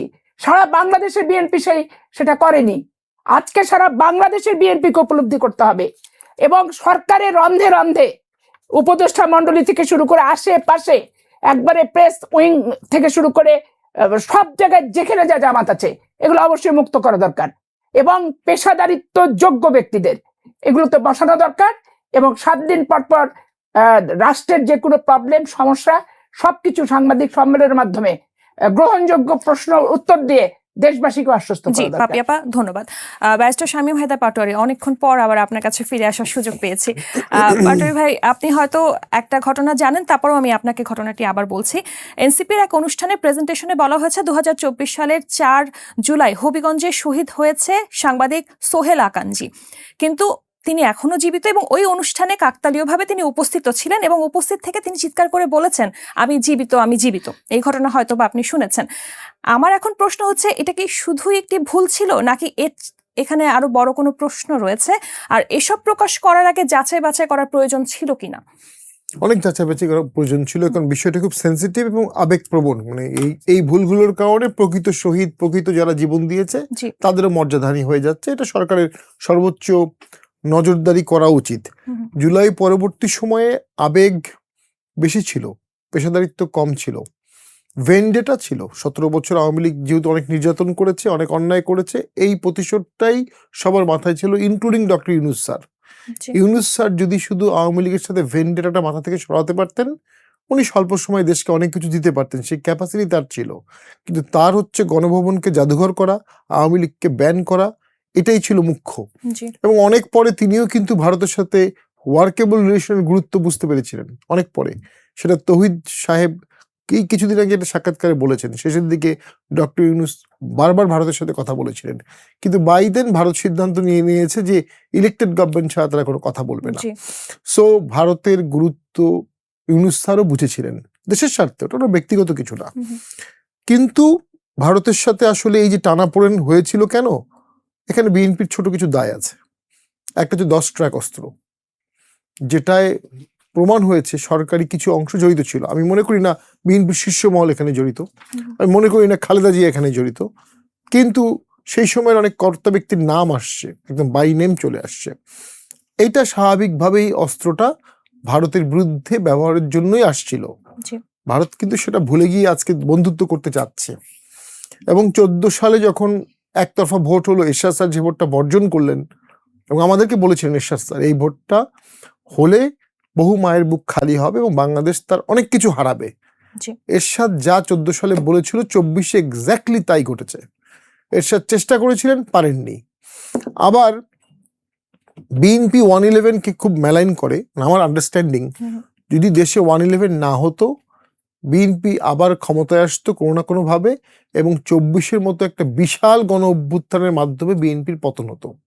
111 ইন এ সেন্স বিএনপির ওই পতনটাকে ঠেকিয়েছে। জি বিএনপির তো অতীত গৌরবোজ্জ্বল, তারা 15 ফেব্রুয়ারি ভোট করেছে, 45 দিন ক্ষমতায় ছিল, তারা চাইলে কিন্তু আরো বেশি দিন থাকতে পারতো, কিন্তু না, তারা বুঝেছে একতরফা ভোট আমরা ক্ষমতায় থাকবো না, তারা ক্ষমতা ছেড়ে দিয়েছে বা ভোটে দিয়ে দিয়েছে। জি তো এখন ওই কারণে যে এই 10 ট্রাক অস্ত্রের কারণে 63 জেলায় বোম ফুটেছিল বিএনপির আমলে, যে কারণে 14, 18, 24-এর ভোটে যেই আসুক তাকে ইন্ডিয়া সমর্থন দিয়েছিল জি বা ওয়েলকাম করেছিল এবং ওয়ার্কেবল রিলেশন করেছিল। এখন বিএনপির ইন্ডিয়ার দৃষ্টিভঙ্গিও পাল্টাচ্ছে, বিএনপির তো পাল্টাতে হবেই, এটা দেশের স্বার্থে।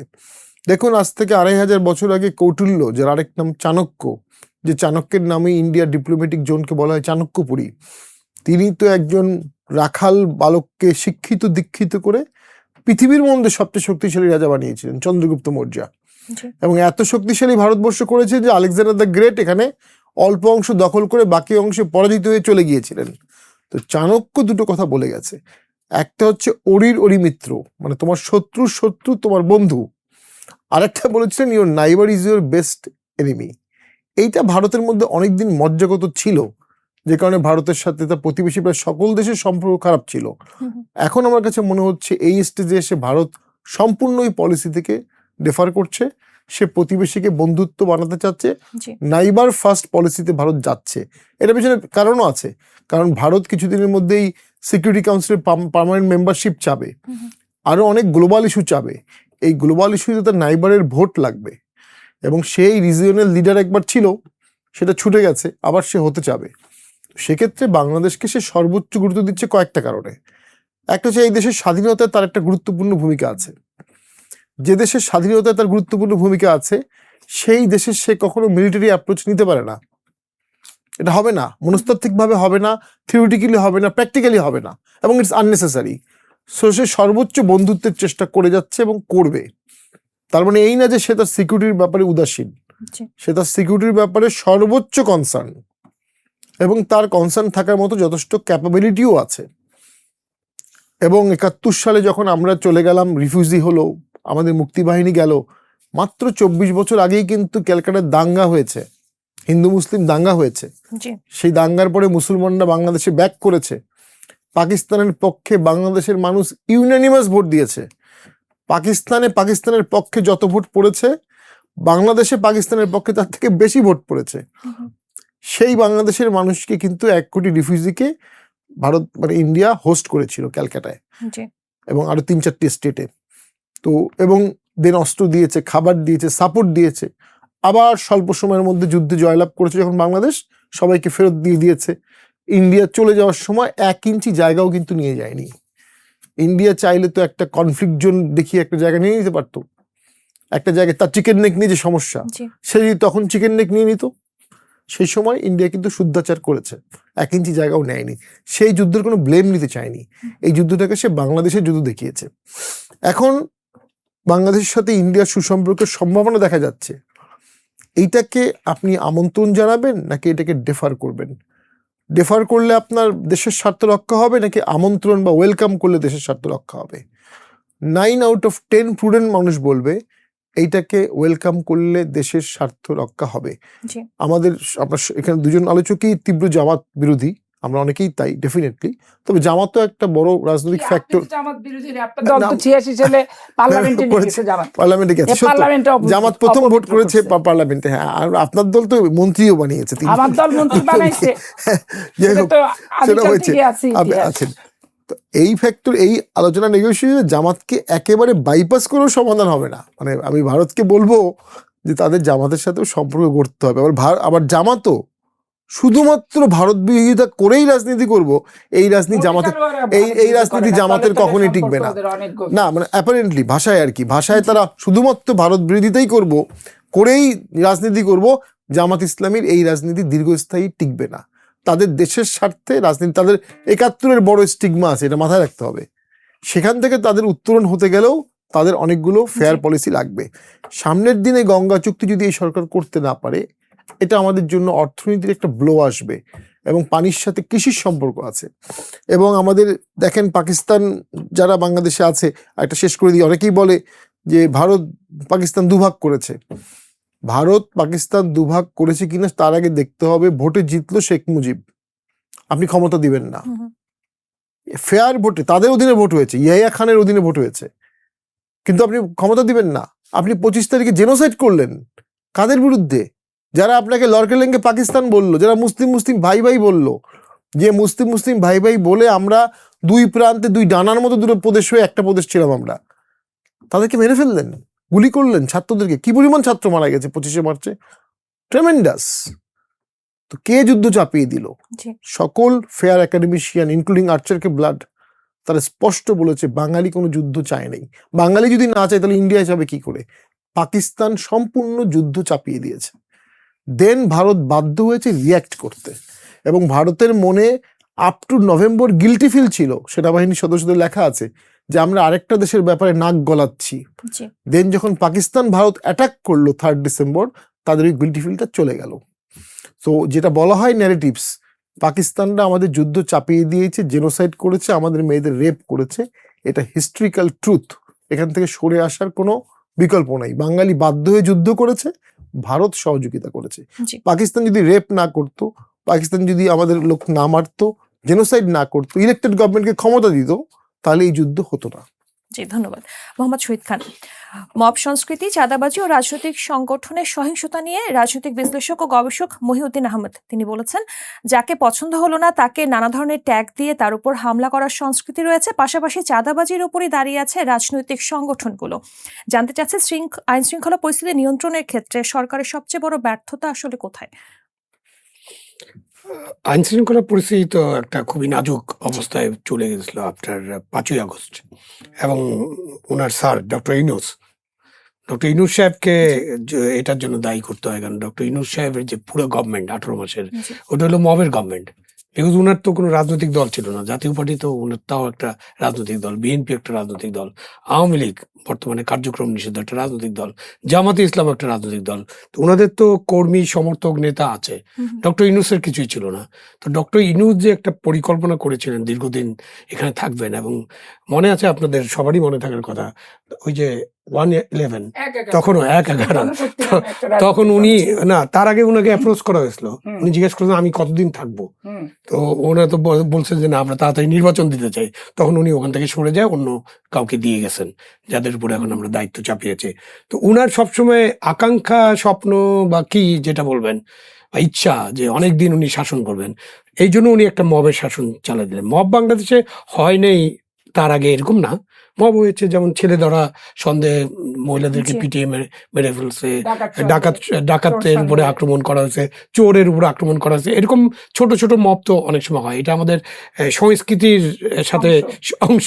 তো এটাকে ঠিক করতে হবে, এটা ঠিক করার দরকার, এটা হবে না, এটা বেআইনি, সেটা আমাদের ক্লিয়ারলি বলতে হবে যে আমরা এগুলো চাই না। এই পুরা 18 মাসে আমরা দেখলাম মব, এবং মবটা তৈরি করা হতো ইচ্ছে করে মব তৈরি করতে, ইচ্ছে করে লোকজনকে তার বাসভবনের কাছে যেতে দেওয়া হতো, তাদেরকে সুন্দর করে ঠান্ডা পানি খাওয়ানো হতো, পানি বৃষ্টি করা হতো, এবং তারপরে তাদের বিরিয়ানি টিরিয়ানি দেওয়া হতো, এবং তারপরে ওখানে কিছুক্ষণ থেকে ওখানে আন্দোলন করে ওরা শাহবাগে যায় আন্দোলন করতো।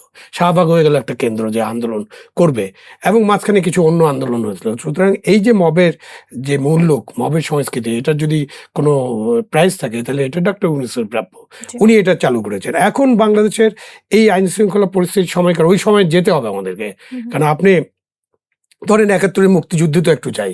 71 মুক্তিযুদ্ধের সময় কি, যখন মুক্তিযুদ্ধরা বাংলাদেশ স্বাধীন হলো 16 ডিসেম্বর বিকালে যখন সাইন হলো, সেই পর্যন্ত প্রত্যেকটা থানায়, বাংলাদেশের যত থানা ছিল তখন 100 থানা ছিল হয়তো বা 150 থানা, প্রত্যেকটা থানায় পাকিস্তানি ফ্ল্যাগ উঠছিল, ওসি পাকিস্তানি ছিল, এবং ওদিন দুপুরবেলা ওসি সাহেব মুক্তিযোদ্ধা সন্দেহে ধরে এনে নির্যাতন করেছেন। কিন্তু হ্যাঁ, সব জেলা প্রশাসক, এসপি, এভরিবডি, আমি তাদের কথা বলছি। তো আপনি কি দেখছেন, মানে কোনো রেকর্ড আছে যে মুক্তিযোদ্ধারা ভিতরে ঢুকছে, থানা দখল করছে, থানা পুড়ায় দিছে, ওসিকে পুড়ায় মারছে, পুলিশ পুড়ায় মারছে, পাঞ্জাবি পুলিশ ছিল তখন, পুড়ায় মারছে, এবং তারা এইসব কাজ করছে। বাট আমরা 5th আগস্টের পরে মেটিকুলাস ডিজাইনের অংশ, আমি মনে করি এটা, এবং আমি আপনার সামনে বলে যাচ্ছি যে 5th আগস্টের পরে আমরা 450 থানায় আক্রমণ দেখছি, কমপক্ষে 450 প্লাস। আমরা পুলিশকে পুড়িয়ে মারতে দেখছি, এমনি পুলিশের লোকেরা কোনো রকম পলায় বাঁচার মতো অবস্থা। সেই পুলিশ বাহিনীর যে মনোবল, সেই মনোবল তো কখনো ডক্টর ইউনূস সাহেব এসে ঠিক করেন নাই। ডক্টর ইউনূস সাহেব আসলেন, উনি একটা জিনিস ঠিক বলেছেন যে উনি একটা প্রতিহিংসা নিয়ে আসছিলেন।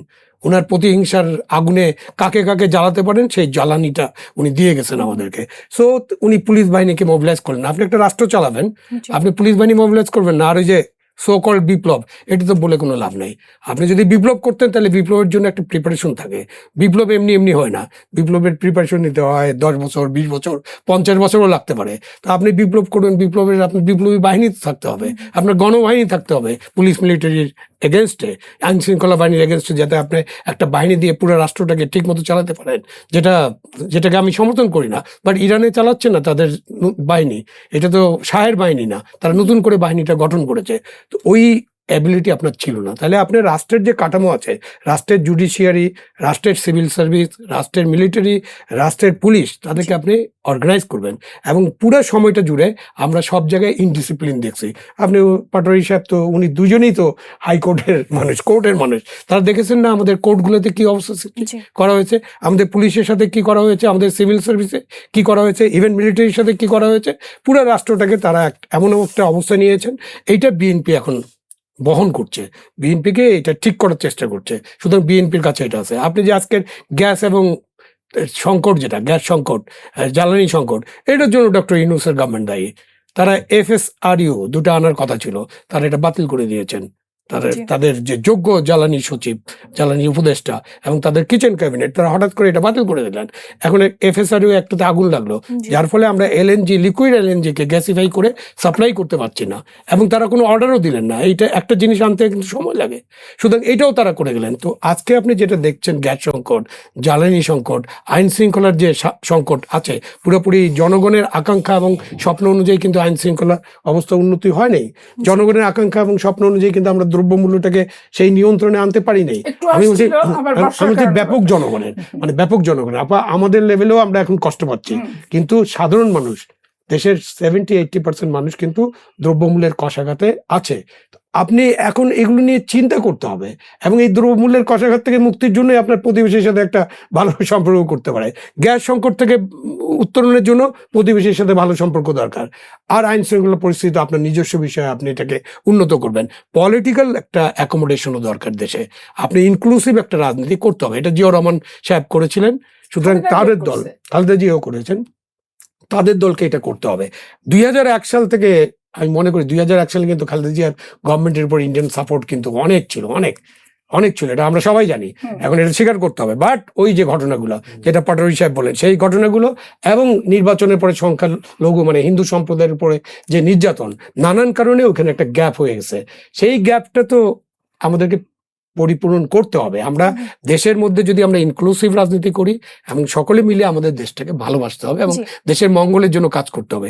এখানে ওই যে কিছু মানুষ চিৎকার করবে, হইচই করবে, এবং জামাতে ইসলাম তো যেহেতু বিরোধী দলে আছে, আমি আপনাকে লিখে গ্যারান্টি দিতে পারি জামাত কোনোদিন ক্ষমতায় আসবে এটা আমি মনে করি না, স্বপ্নেও ভাবি না। ওটা আমার জন্য একটা দুঃস্বপ্ন হবে যদি কোনোদিন আসে। সেই দিন আমি এই দেশে হয়তো থাকবো না, হ্যাঁ, আমার অবশ্যই জীবন্ত মৃত্যু। বাট জামাত যদি ক্ষমতায় আসবে না কোনোদিন, তাহলে কিন্তু ইন্ডিয়ার সাথে কোনো সমস্যা থাকবে না। তারা সেই দিনই ইন্ডিয়ার সাথে তাদের নরেন্দ্র মোদীর সাথে সবচেয়ে ভালো সম্পর্ক হবে জামাতের। এবার যে জামাত এতগুলো আসন পেয়েছে সেটা কি বিশ্বাস করেছিলেন? না, তখন তো তারা 179 আসন জিতে যাচ্ছে। এইটা ডিজাইনের অংশ। এখন ডক্টর ইউনূস সাহেব বলতে পারবেন যে উনি কি করছেন এখানে। এই যে জাতীয় পার্টিকে কোনো ভোট করতে দেওয়া হয়নি। আপনার জাতীয় পার্টির রংপুর অঞ্চলের সমস্ত সিট জামাতকে দিয়ে দেওয়া হয়েছে, তাই না? জামাতকে দেওয়া হয়েছে। উনাদের যে প্রেসিডেন্ট রংপুরে, উনি এখন একটা ইলেকশন হোক না, আপনি আগামী 1 সপ্তাহের মধ্যে একটা ইলেকশন দেন না, এবং ওখানে সবাই নিউট্রাল থাকুক, আমরা দেখি জামাত ওখানে জিতে কিনা। ব্যারিস্টার শামীম হায়দার পাটোয়ারি, আপনার কাছে একটু ফিরছি। প্রায় 35 বছর পর রাষ্ট্রপতি নির্বাচন হতে যাচ্ছে এবং বিরোধী দল বলে থাকে বাংলাদেশের মানুষ জানতোই না যে রাষ্ট্রপতি নির্বাচন হয়। এমনকি জামাতের একজন সংসদ সদস্যকে বলতে শুনেছে তিনি জানতেন না যে রাষ্ট্রপতি নির্বাচন হয়।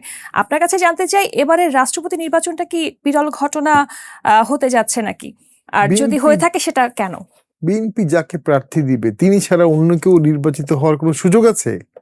আর্টিকেল 70 যেখানে আছে সেখানে তো কোনো দলীয় প্রার্থীর বাইরে ভোট দেওয়ার কোনো সুযোগই নাই। তাহলে এই ভোটটা একটা খুবই নগণ্য ভোট, মানে ইম্পর্টেন্স কিছু নাই, যেখানে রেজাল্টটা সম্পূর্ণভাবে ফিক্সড। তো সেক্ষেত্রে আমি মনে করি তবে যে দুজন প্রার্থী হয়েছেন দুজনই মুক্তিযোদ্ধা ঘরানার এবং প্রগতিশীল জাতীয় পর্যায়ের নেতা, রাজনীতিবিদ। আমি রাজনীতিবিদ হিসেবে খুব গর্বিত যে বাংলাদেশের রাজনীতিবিদদের একটা সময় রাষ্ট্রপতি হিসেবে ফিরে আসছে। জি শাহাবুদ্দিন চুপ্পু সাহেব তো বেসিক্যালি বিচারক ছিলেন, দুদকের মেম্বার ছিলেন, রাজনীতিবিদ ছিলেন না। জি আব্দুল হামিদ সাহেব রাজনীতিবিদ ছিলেন, আবার গিয়াজউদ্দিন সাহেব রাজনীতিবিদ ছিলেন না একদমই, শাহাবুদ্দিন সাহেবও রাজনীতিবিদ ছিলেন না। রাজনীতিবিদ ছাড়া যে টেস্টগুলো করা হয়েছে বেশিরভাগ টেস্টই ফেল করেছে। আবার আব্দুল হামিদ সাহেব যথেষ্ট সরস রাষ্ট্রপতি ছিলেন, সবাইকে ভালোবাসতেন, স্পিকার হিসেবেও ছিলেন, সবাইকে অ্যাকোমোডেশন করতেন, সবাইকে চেয়ার আপ করতেন, সম্মান দিতেন, বিরোধী দলকে সম্মান দিতেন। ওনার সীমাবদ্ধতা ছিল ক্ষমতার, কিন্তু সম্মান দিতে কার্পণ্য করতেন না। তো আমি মনে করি সেদিক দিয়ে মির্জা ফখরুল সাহেবের যদি রাষ্ট্রপতি হিসাবে উনি হন, এটা একটা ভালো চয়েস। উনি অত্যন্ত ভালো মানুষ এবং সর্বজন গ্রহণযোগ্য মানুষ, খুবই নির্যাতিত, এবং শত নির্যাতনের মধ্যেও উনি কিন্তু বিএনপি ভাঙতে দেননি। ওই অখণ্ড বিএনপি কিন্তু আজকে ক্ষমতায় আসছে। যদি বিএনপি ভেঙে যেত কোনোভাবে, তাহলে হয়তোবা 26-এ বিএনপি এই ক্ষমতায় জন্য আসতে কি জামাত পারতো না। চেষ্টা করেছে যে মির্জা ফখরুল ইসলাম আলমগীর তার বিরুদ্ধে, কর্নেল ওলি ওনার মতন একজন সদস্যকে তার বিরুদ্ধে দাঁড় করাবার জন্য? দেখুন, জামাতের একটা অ্যাপ্রোচ কিন্তু আমার ভালো লাগে, জি সেটা হচ্ছে যখনই কোনো মুক্তিযোদ্ধা তাদের দলে আসে, তারা কিন্তু মাথায় করে রাখে, অর্থাৎ তাদের ৭১ নিয়ে গিল্টি ফিল আছে, সেটা তারা মুক্তিযোদ্ধাকে সম্মান, এবং তারা মুক্তিযোদ্ধা জি চায়। তো সেই হিসাবে অলিহাদ সাহেব তো অনেক বড় মাপের রাজনীতিবিদ, অন্যতম সফল যোগাযোগ মন্ত্রী, বিএনপির প্রতিষ্ঠাতা ছিলেন উনি। হয়তোবা 2001 সালের পরবর্তী প্রেক্ষাপটে উনি জামাত ভাইতে হয়ে, উনি কিন্তু জামাতের সাথে দ্বন্দ্বের কারণে বিএনপি ছাড়ছেন। চিটাগাংয়ে ওনার আসনটি জামাতকে দিয়ে দেওয়া হয়েছে 2001 সালে, 2টি আসন 1টি আসন। এই রাগে দুঃখে ক্ষোভে উনি বিএনপি ছেড়ে দিয়েছেন। এখন সেই জামাতের সাথে আবার উনি যোগ দিয়েছেন, ব্যালেন্স করেছেন, এটা ওনার ব্যক্তিগত চয়েস। বাট আমি মনে করি একজন বীর মুক্তিযোদ্ধাকে প্রার্থী করে জামাত দেখাচ্ছে, বা তারা চেঞ্জ হচ্ছে, ট্রান্সফরমেশনে যাচ্ছে। এই ট্রান্সফরমেশনটা তো একসেপ্ট করে নিতে হবে। ৭১কে বাদ দিয়ে যে বাংলাদেশের রাজনীতি করা যাবে না, এটাও জামাত উপলব্ধি হচ্ছে। এই উপলব্ধিটা দরকার ছিল, হচ্ছে। এবং আপনার জামাতের নেতৃবৃন্দ সংসদেও তো মুক্তিযোদ্ধাকে ঘিরে বক্তব্য দেয় যে আমি মুক্তিযোদ্ধাকে খাবার দিয়েছিলাম, ৭১ আমার ভূমিকা ছিল। তারা তো এতদিন উল্টোটা বলতো। বিগত 2 বছরে যে অনেকগুলো খারাপ কাজ হয়েছে, যেগুলোর পিছনে জামাত থাকতে পারে আমারও মনে হয়, কিন্তু সে খারাপ কাজগুলো নতুন কিছু দল, নতুন কিছু ব্যক্তি দিয়ে করানো হয়েছে, যারা জামাতের সাথে সরাসরি এই মুহূর্তে সম্পৃক্ত না। জি অতীত দেখলে দেখা যেতে পারে অনেকেই শিবির করেছে বা অন্য দল বা জামাতের সাথে দল করেছে। আচ্ছা তো এগুলো যদি জামাত করে থাকে অবশ্যই ন্যাক্কারজনক, তবে জামাত করেছে এটার কোনো প্রমাণ এখন পর্যন্ত আমরা কোথাও পাই নাই। এবং জামাতকে একসেপ্ট করতে হবে, এদেশে মুক্তিযোদ্ধারা সর্বোচ্চ সন্তান, মুক্তিযোদ্ধাদের মেনে নিতে হবে। এবং তার যে ৭১-এর পলিসি ছিল, যেটা আওয়ামী লীগ বিরোধিতার কারণে একসময় সে এটা সত্ত্বেও বিএনপি তাকে মেনে নিয়েছিল কেন? জি কারণ আওয়ামী লীগকে ঠেকানো যায় না, আওয়ামী লীগকে একা ঠেকানো যায় না বলে বাধ্য হয়ে জামাতকে নিয়েই জিয়াউর রহমান বা খালেদা জিয়া চলতে হয়েছে। জি তো এখন যেহেতু ওই পরিস্থিতি ওই রকম নাই, এখন অবশ্যই জামাতকে চেঞ্জ হতে হবে, বিএনপিকেও পুরোপুরি মুক্তিযুদ্ধের সপক্ষে আসতে হবে। যদি বিএনপি জামাত মুক্তিযুদ্ধের সপক্ষে না আসতে পারে, তাহলে কিন্তু মুক্তিযুদ্ধের বিশাল যে ভ্যাকুয়াম, এইটা আবার আওয়ামী লীগই নিয়ে নিতে পারবে, এবং আওয়ামী লীগের প্রয়োজনীয়তা অনবরত বাড়বে, জনপ্রিয়তাও বাড়বে। জি ধন্যবাদ অ্যাডভোকেট পাপিয়া। আপনারা সরকারের অনেক সাফল্য দেখলেও আপনাদের বিরোধী দল যারা আছে তারা কোনো সাফল্যই দেখছে না। বলা যায় যে প্রথম সারির সব নেতারাই আপনাদের সরকারের বিরুদ্ধে অভিযোগ করছেন বিভিন্ন সময়। তো এই যে এত অভিযোগ, এই বিষয়টিকে আপনারা আসলে কিভাবে দেখছেন? আচ্ছা, তার আগে একটু উত্তর দিতে হবে আমাকে। যার যেখানে কমেন্ট পড়ে সে সেখানে ঠিক থাকে। জি শামীম হায়দার পাটোয়ারির যে নেতা রাষ্ট্রপতি এরশাদ সাহেব, উনি কিন্তু মুক্তিযুদ্ধের সময় পাকিস্তানে ছিলেন। বাংলাদেশের স্বাধীনতার পরে কিন্তু উনি এসেছেন। আবার 86 সালের নির্বাচনে ওই বন্ধুত্বলি পাকিস্তানের জামাত ইসলামকে নিয়ে কিন্তু নির্বাচনটা করেছে। এরা সবসময় দেখবেন রাস্তার মাঝখান থেকে হাঁটে, মানে দুদিকেরই যে ঠিকঠাক মতো থাকে, ক্যাচ কুচ করে মাঝখান থেকে হাঁটে। উনি বললেন ১-১১ এসে খুব ভালো কাজ করেছে। কি ভালো কাজ করেছে? নাহলে বিএনপির চরম এরকম বিপ্লব হয়ে যেত। তো বিএনপি তখন ১-১১ পরে ১-১ যে ভোটটা পাওনা ছিল, শামীম হায়দার পাটোয়ারি তখন রাজনীতিতে কতটুকু সক্রিয় ছিল আমি জানি না, কিন্তু গোটা বাংলাদেশের তথ্য আমার কাছে আছে যে বিএনপি কোনো ভোট কারাপশন করতো না, নিরপেক্ষ নির্বাচনই হতো এবং আওয়ামী লীগই ক্ষমতা আসতো। এবং 5ই জানুয়ারি 2014 মিনিমাম নিরপেক্ষ নির্বাচন হলে বিএনপি কিন্তু ক্ষমতা আসতো। এটা হচ্ছে বাংলাদেশের বাস্তবতা। ১-১ এসে করলো কি, হাসিনার ক্ষমতায়নটাকে এটা আরো স্থবির করে দিল। অরাজনৈতিক একটা পরিবেশ সৃষ্টি হলো, রাজনীতি বিমুখ পরিবেশ, এবং ব্যবসায়ী থেকে শুরু করে সবার জীবনে একটা কালির সিল মারার ব্যবস্থা শুরু করলো। জি। এই পরিস্থিতি দেখে বেগম খালেদা জিয়া ওনাকে ওই কয়টা সিট দিবে উনি জানেন যে ফেয়ার ভোট হবে না, সমঝোতা নির্বাচন করে ফেলেছে অলরেডি। তারপরে উনি গেছে কেন? শুধু দেশের মানুষের মুক্তির জন্য ওই 1/11 সরকারের হাত থেকে। এবং 1/11 বেনিফিশিয়ারি কে? তৎকালীন সময়ে সরকার থাকা পর্যন্ত জামাতও বেনিফিশিয়ারি, আওয়ামী লীগের বেনিফিশিয়ারি, এবং শামীম হায়দার পাটোয়ারিরও বেনিফিশিয়ারি। 26-25 সাল পর্যন্ত থাকছে শেখ হাসিনার সাথে এরা। আর তখন জামাত বিএনপির বিরুদ্ধে এত কথা বলতেছিল, বলতে বলতে মনে করছিল অনেক সিট পাবে, দিয়ে তো যা পরিস্থিতি হলো, 8 সালে মাত্র 2 ঘন্টা পেয়েছিল। এইটা হচ্ছে বাস্তবতা।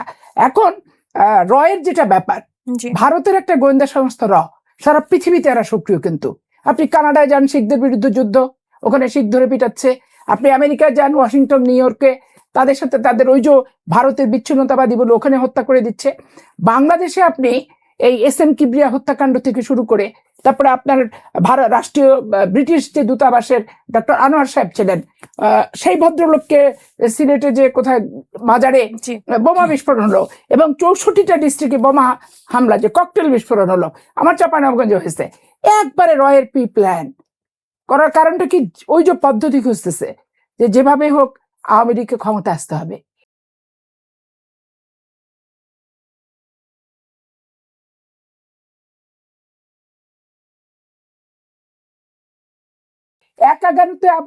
ভাই বললেন যে 2001-এর সময় বিএনপির সাথে ভারতের সম্পর্ক ভালো ছিল। খারাপটা হলো কেন? টাটা কোম্পানির ব্যবসা নিয়ে। টাটা কোম্পানি বাংলাদেশে মাটি ইউজ করবে, গ্যাস ব্যবহার করবে, জিনিস বানাবে, এখানে বাজার তৈরি করবে, কিন্তু কোনো কিছু দিবে না। বাংলাদেশকে গ্যাসের টাকাও দেবে না, মাটির ভাড়াও দেবে না। বেগম খালেদা যে লোটা কম্বল তুলে বসে, তুমি এখন হটো, তুমি এখন হটো। আর আওয়ামী লীগ কি করলো? ট্রানজিট ফি নিব, মালয়েশিয়া সিঙ্গাপুর বানাবো বলে সব ট্রানজিট দিল, ফি কিন্তু দিল না। মালয়েশিয়া হলো না, সিঙ্গাপুরও হলো না। আজকে 2 বেলা ভাতের জন্য আমাকে যুদ্ধ করতে হচ্ছে বাংলাদেশের সকল মানুষকে। এই সম্পর্ক অধঃপতন কখনো এক হাতে হয় না, ধোয়াতে হয়। এখন তারপরে জামাত ইসলামের আপনি ভারত বিরোধী কিনা বললেন, জামাত মোটেও ভারত বিরোধী না। এবারও জামাত ভারতের হাত চেটেছে, পা চেটেছে।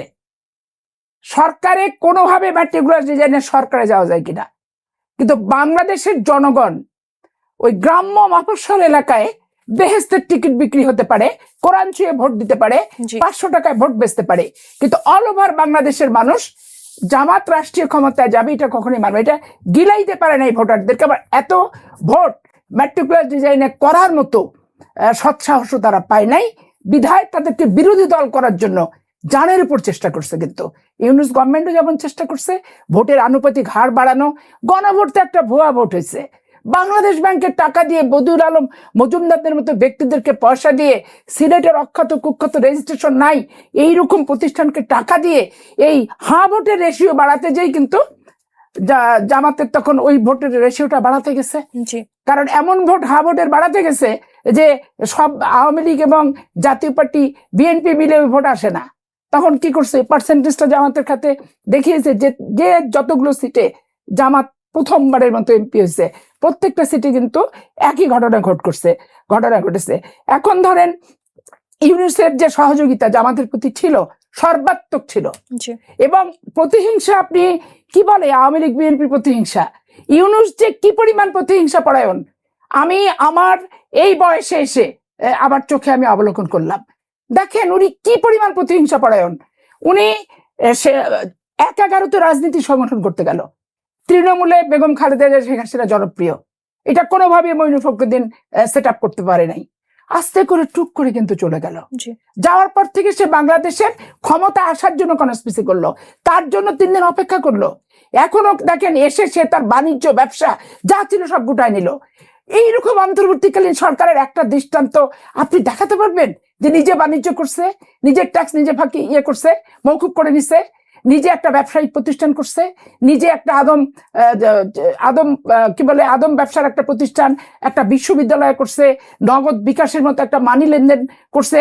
এই লতিফুর রহমান বলেন, হাইবুর রহমান বলেন, বিচারপতি শাহাবুদ্দিন সাহেব বলেন, ইতিহাসই নাই যে এরকম নোংরা এবং জঘন্য কাজ করছে। এই জন্য সময়ের দাবি, কিসের এনসিপি আর কিসের জামাত, সময়ের দাবি ডক্টর ইউনূসের বিচার করা এবং ওকে অন্তর্বর্তীকালীন সরকার যে নিরপেক্ষ হয় সেই ইজ্জতটা ডুবাই দিছে অন্তর্বর্তীকালীন সরকারের। এই জন্যই তার হচ্ছে শাস্তি হওয়া দরকার। এবং এই শাস্তি, এই যে উশৃঙ্খলতার ট্রেনিংটা জি কে দিল? ডক্টর ইউনূস দিল। মব এবং এই ছেলেগুলোকে, এই যে নাহিদ টাহিদ, এই ছেলেগুলোকে নতুন করে এনসিপি করালো, রাষ্ট্রীয় ক্ষমতায় যাবে এরা, নেতৃত্বে আসবে এরা।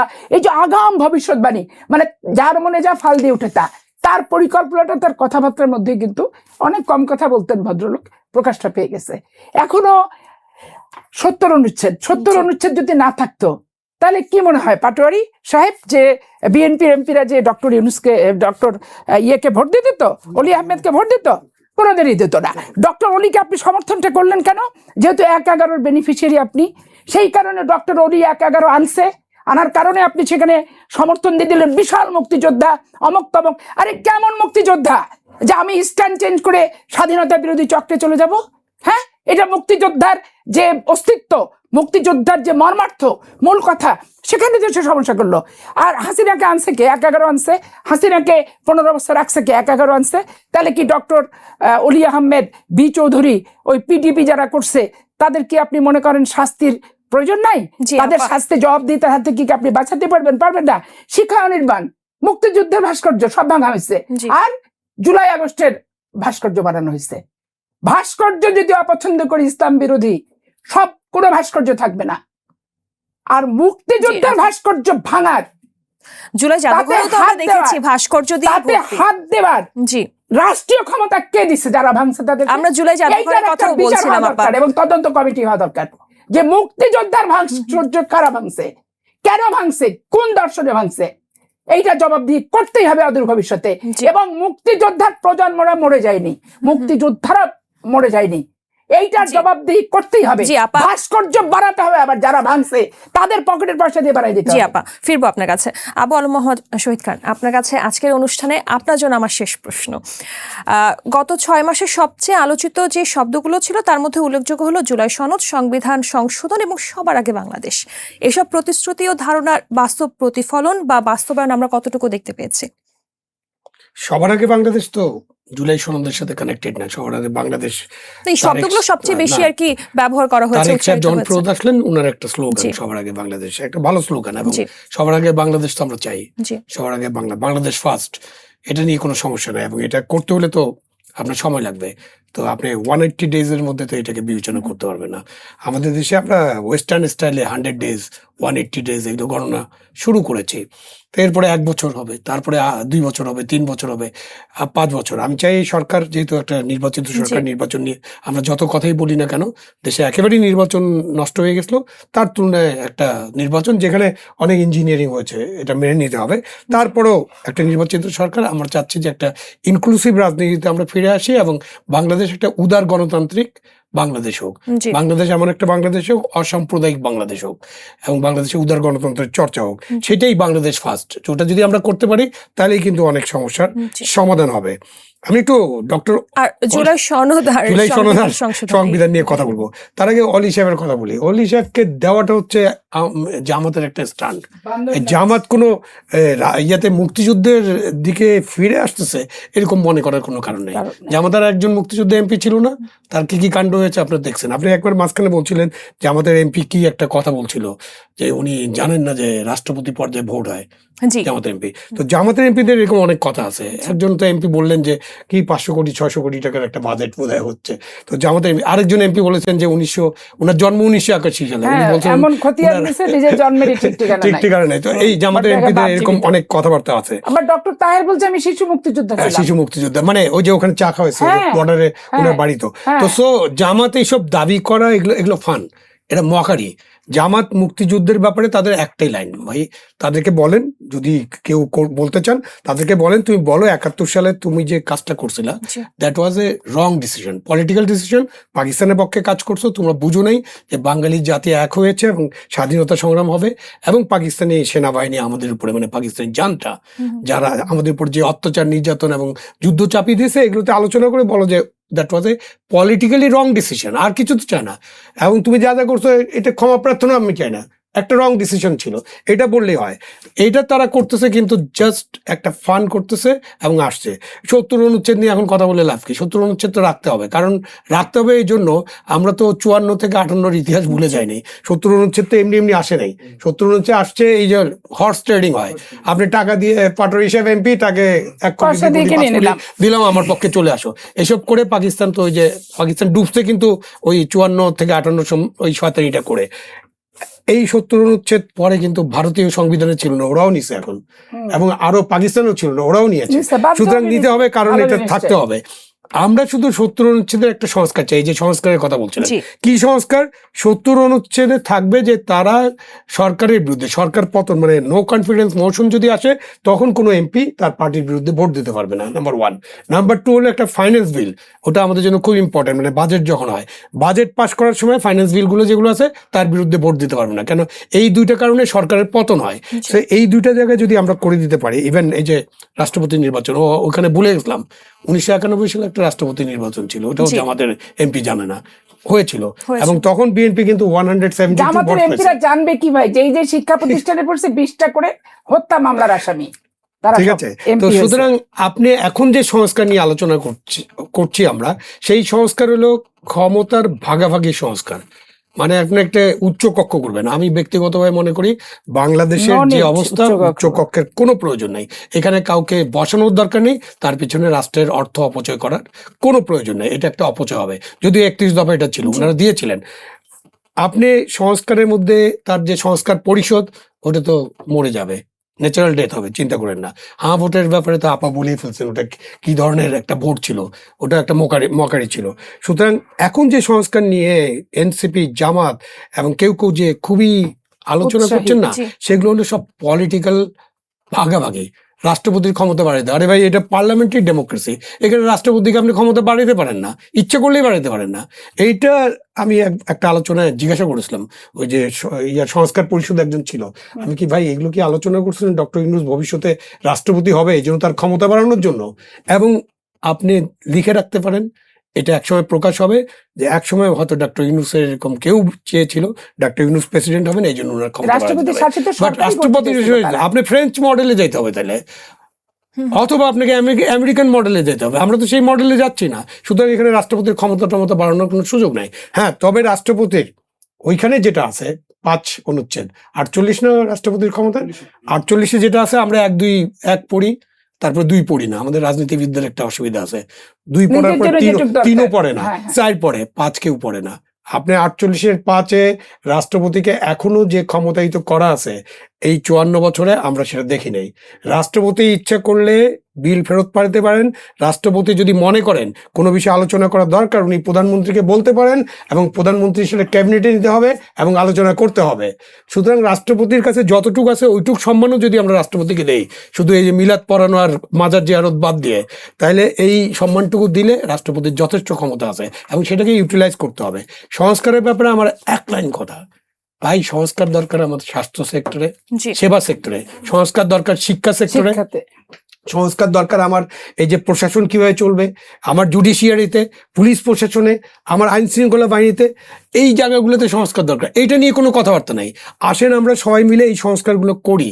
এই যে একটা দানবের মতো রাষ্ট্র চেপে আছে জনগণের উপরে, এবং দানবের শক্তিটাকে সবসময় এই শাসক দল ব্যবহার করে, এই জায়গা থেকে আমাদের আস্তে আস্তে বেরিয়ে আসতে হবে। ওই সংস্কারগুলোর কোনো প্রয়োজন নেই, ওগুলোকে বাদ দেন, ওগুলোকে ভুলে যেতে দেন মানুষকে। জি, ধন্যবাদ। ব্যারিস্টার শামীম হায়দার পাটোয়ারি, আজকের অনুষ্ঠানের শেষ প্রশ্ন আপনার কাছে রাখতে চাই। আমি আসতে চাই স্থানীয় সরকার নির্বাচন নিয়ে।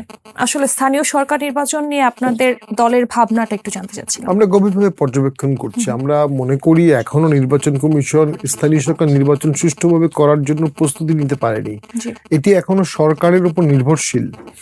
এখন বিএনপি এবং জামাত যদি স্থানীয় সরকারগুলো ভাগ ভাগ করে নেয়, তাহলে তো একটা আপাত দৃষ্টিতে শান্তিপূর্ণ কিন্তু ইন্টারনালি রিগ ভোট হতে পারে।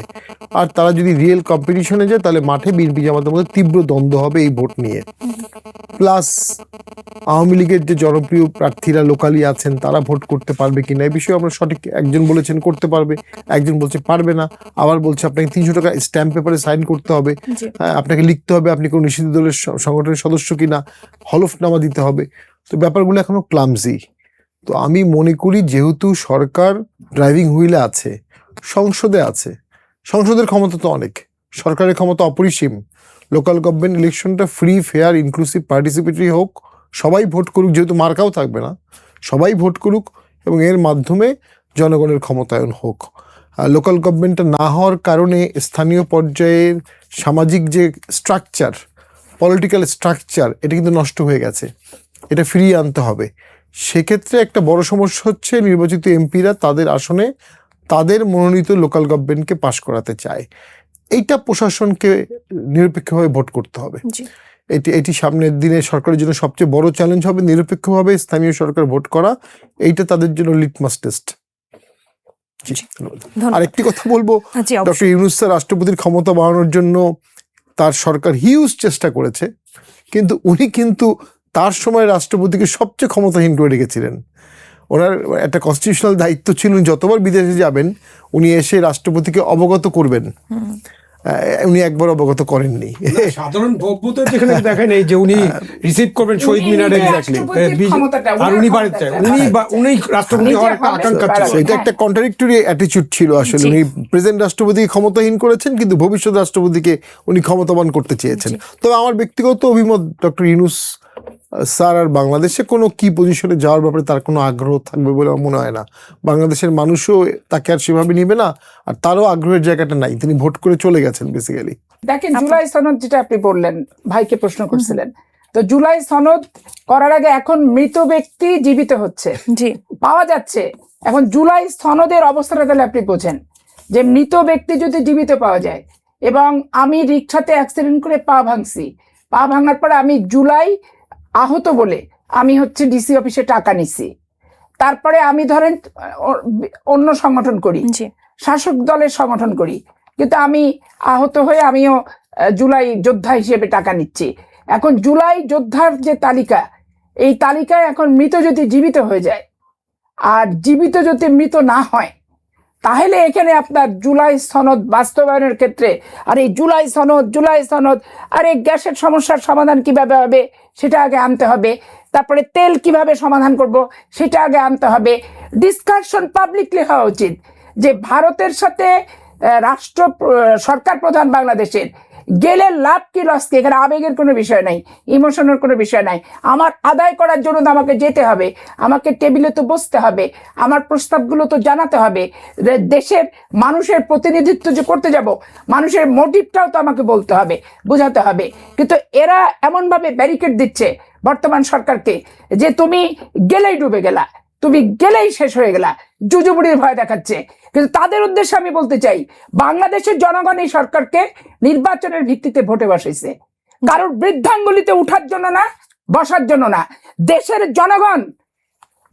জনগণের জন্য যেটা ভালো, সমস্ত বাধা অতিক্রান্ত করে সরকার প্রধানকে এগিয়ে যেতে হবে। জি এটাই হচ্ছে গণতন্ত্রের হ্যাডম, এটাই হচ্ছে সার্বজনীন হ্যাডম। এই হ্যাডমটাই কিন্তু বাংলাদেশের জনগণ দেখতে চায়, স্বৈরাচারী হ্যাডম দেখতে চায় না। এই যে বিরোধী দল তো স্বৈরাচারের মতো আচরণ করছে। সরকার কোন রাষ্ট্রের সাথে কি সম্পর্ক রাখবে না রাখবে, হুইজ হি, তারা নির্ধারণ করবে। আমি যদি ভুল নির্ধারণ করি, জনগণ যদি মনে করে আমি ভুল, 5 বছর পরে আমাকে ভোট দেবে না। কিন্তু তারা নির্ধারণ করতে পারে। একটা বিদেশ সফর করে এসে রেওয়াজ হচ্ছে রাষ্ট্রপতির সাথে সাক্ষাৎ, নাহিদ ইসলামের সাথে সাক্ষাৎ না, ওই হচ্ছে আপনার জামাত ইসলামের এমপিদের সাথে সাক্ষাৎ। জি আপা, অসংখ্য ধন্যবাদ আপনাদের তিনজনকে, অসংখ্য ধন্যবাদ এতক্ষণ আমাদের আলোচনায় অংশগ্রহণ করার জন্য। দর্শক আপনাদেরকেও ধন্যবাদ আমাদের সাথে থাকার জন্য। আজকের মতো আলোচনা এখানে শেষ করছি। ভালো থাকুক দেশ, ভালো থাকুক দেশের মানুষ।